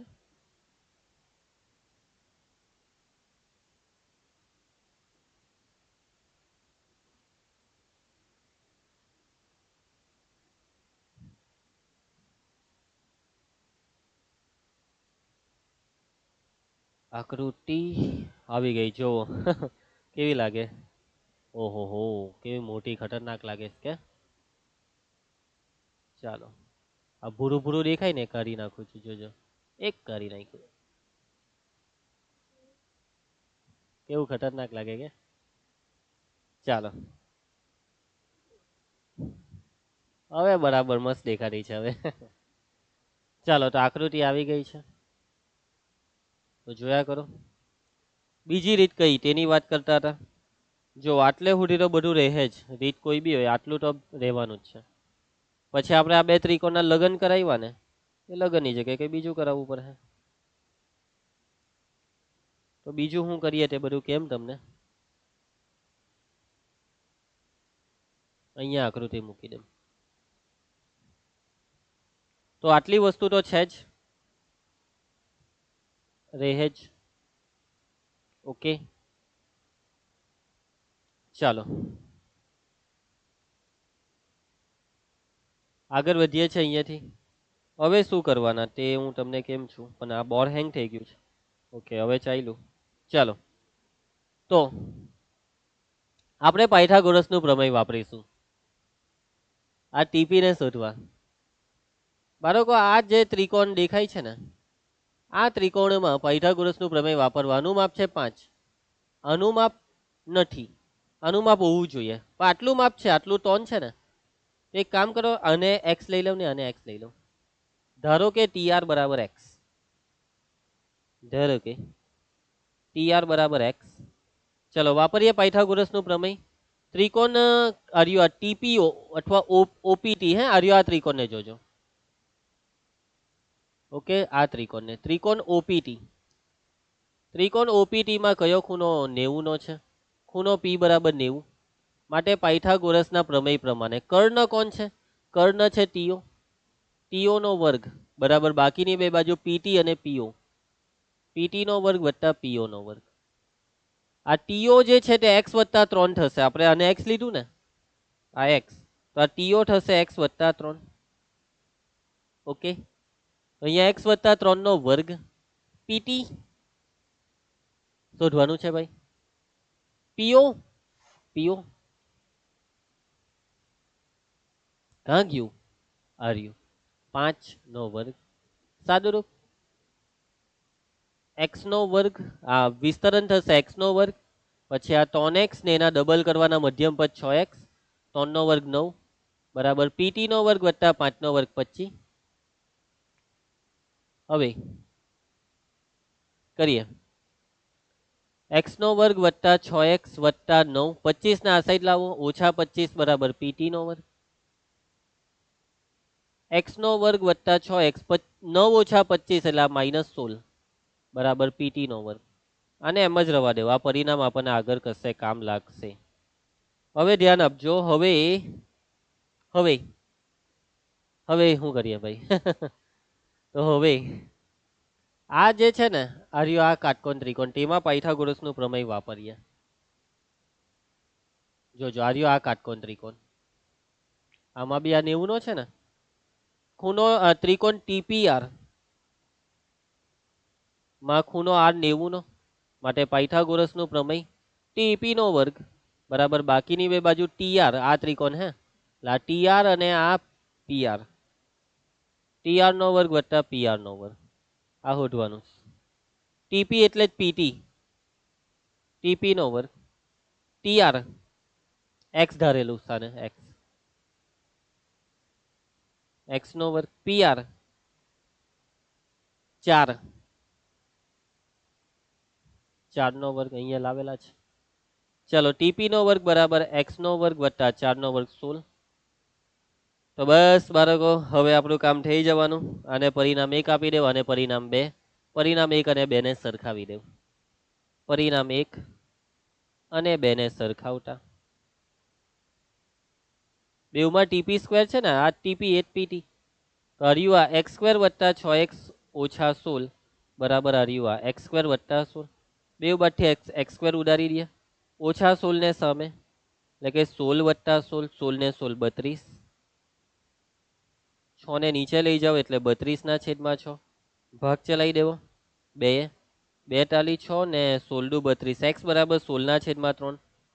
દાખલો બાકી છે ભાઈ. શોધવાનું શું છે? શોધવાનું છે આ TP. તો TP ને શોધવા માટે આ જે x આવ્યો ને તેને કોઈ એક પરિણામમાં મૂકો. આ ઈઝી પર હે પરિણામ 2, તો પરિણામ 2 પરથી TP સ્ક્વેર બરાબર x સ્ક્વેર, x આવ્યા છે 16 ના છેદમાં 3 નો વર્ગ વત્તા 16, 16 નો વર્ગ 256, નીચે 3 નો વર્ગ 9, સાદુરૂપ 16 નવામ 144 કે સરવાળો કેટલો થશે? 6 ને 4 10, 5 ને 1 6, 6 ને 4 10 વધી 1, 2 ને 1 3 ને 1 4, 400 ના છેદમાં 9 એ 20 ના છેદમાં 3 નો વર્ગ છે. એટલે આ આવી ગયો જવાબ 20 ના છેદમાં 3 સેન્ટીમીટર. તો આગળ બી એ જ જવાબ આવેલો, અત્યારે બી એ જ જવાબ આવ્યો. રીત બદલાઈ ગઈ છે. તો કોઈ બી રીતે દાખલો કરી શકાય, પણ મારા હિસાબે આ રીત તમને સમજ પડી હશે પાયથાગોરસ વાળી, પણ લાંબી પડશે. આ રીત બેસ્ટ રહેશે બાળકો. આ રીત તમને વધારે બેટર, આ રીત બેસ્ટ રહેશે. કેટલા ઓછા સ્ટેપમાં, ખાલી આટલામાં જ પતી ગયું. પેલામાં આટલેથી આટલું ભરાઈ ગયેલું. તમારા પર છે, તમને કઈ રીત ફાવશે એ તમારા પર છે. તો લેક્ચર પૂરો થાય છે. આઈ હોપ કે તમને ત્રણ ઉદાહરણમાં સમજ પડી ગઈ હશે. તમને જે પ્રમેય 10.2 મોસ્ટ આઈએમપી પ્રમેય શીખવાડ્યો તેમાં પણ સમજ પડી ગઈ. ચલો પ્રમેય 10.2 નું એકવાર વિધાન યાદ કરીએ. શું છે વિધાન? કે એક કામ કરો, વિધાન યાદ કરવા સૌથી પહેલો ટોપિક શું હતો?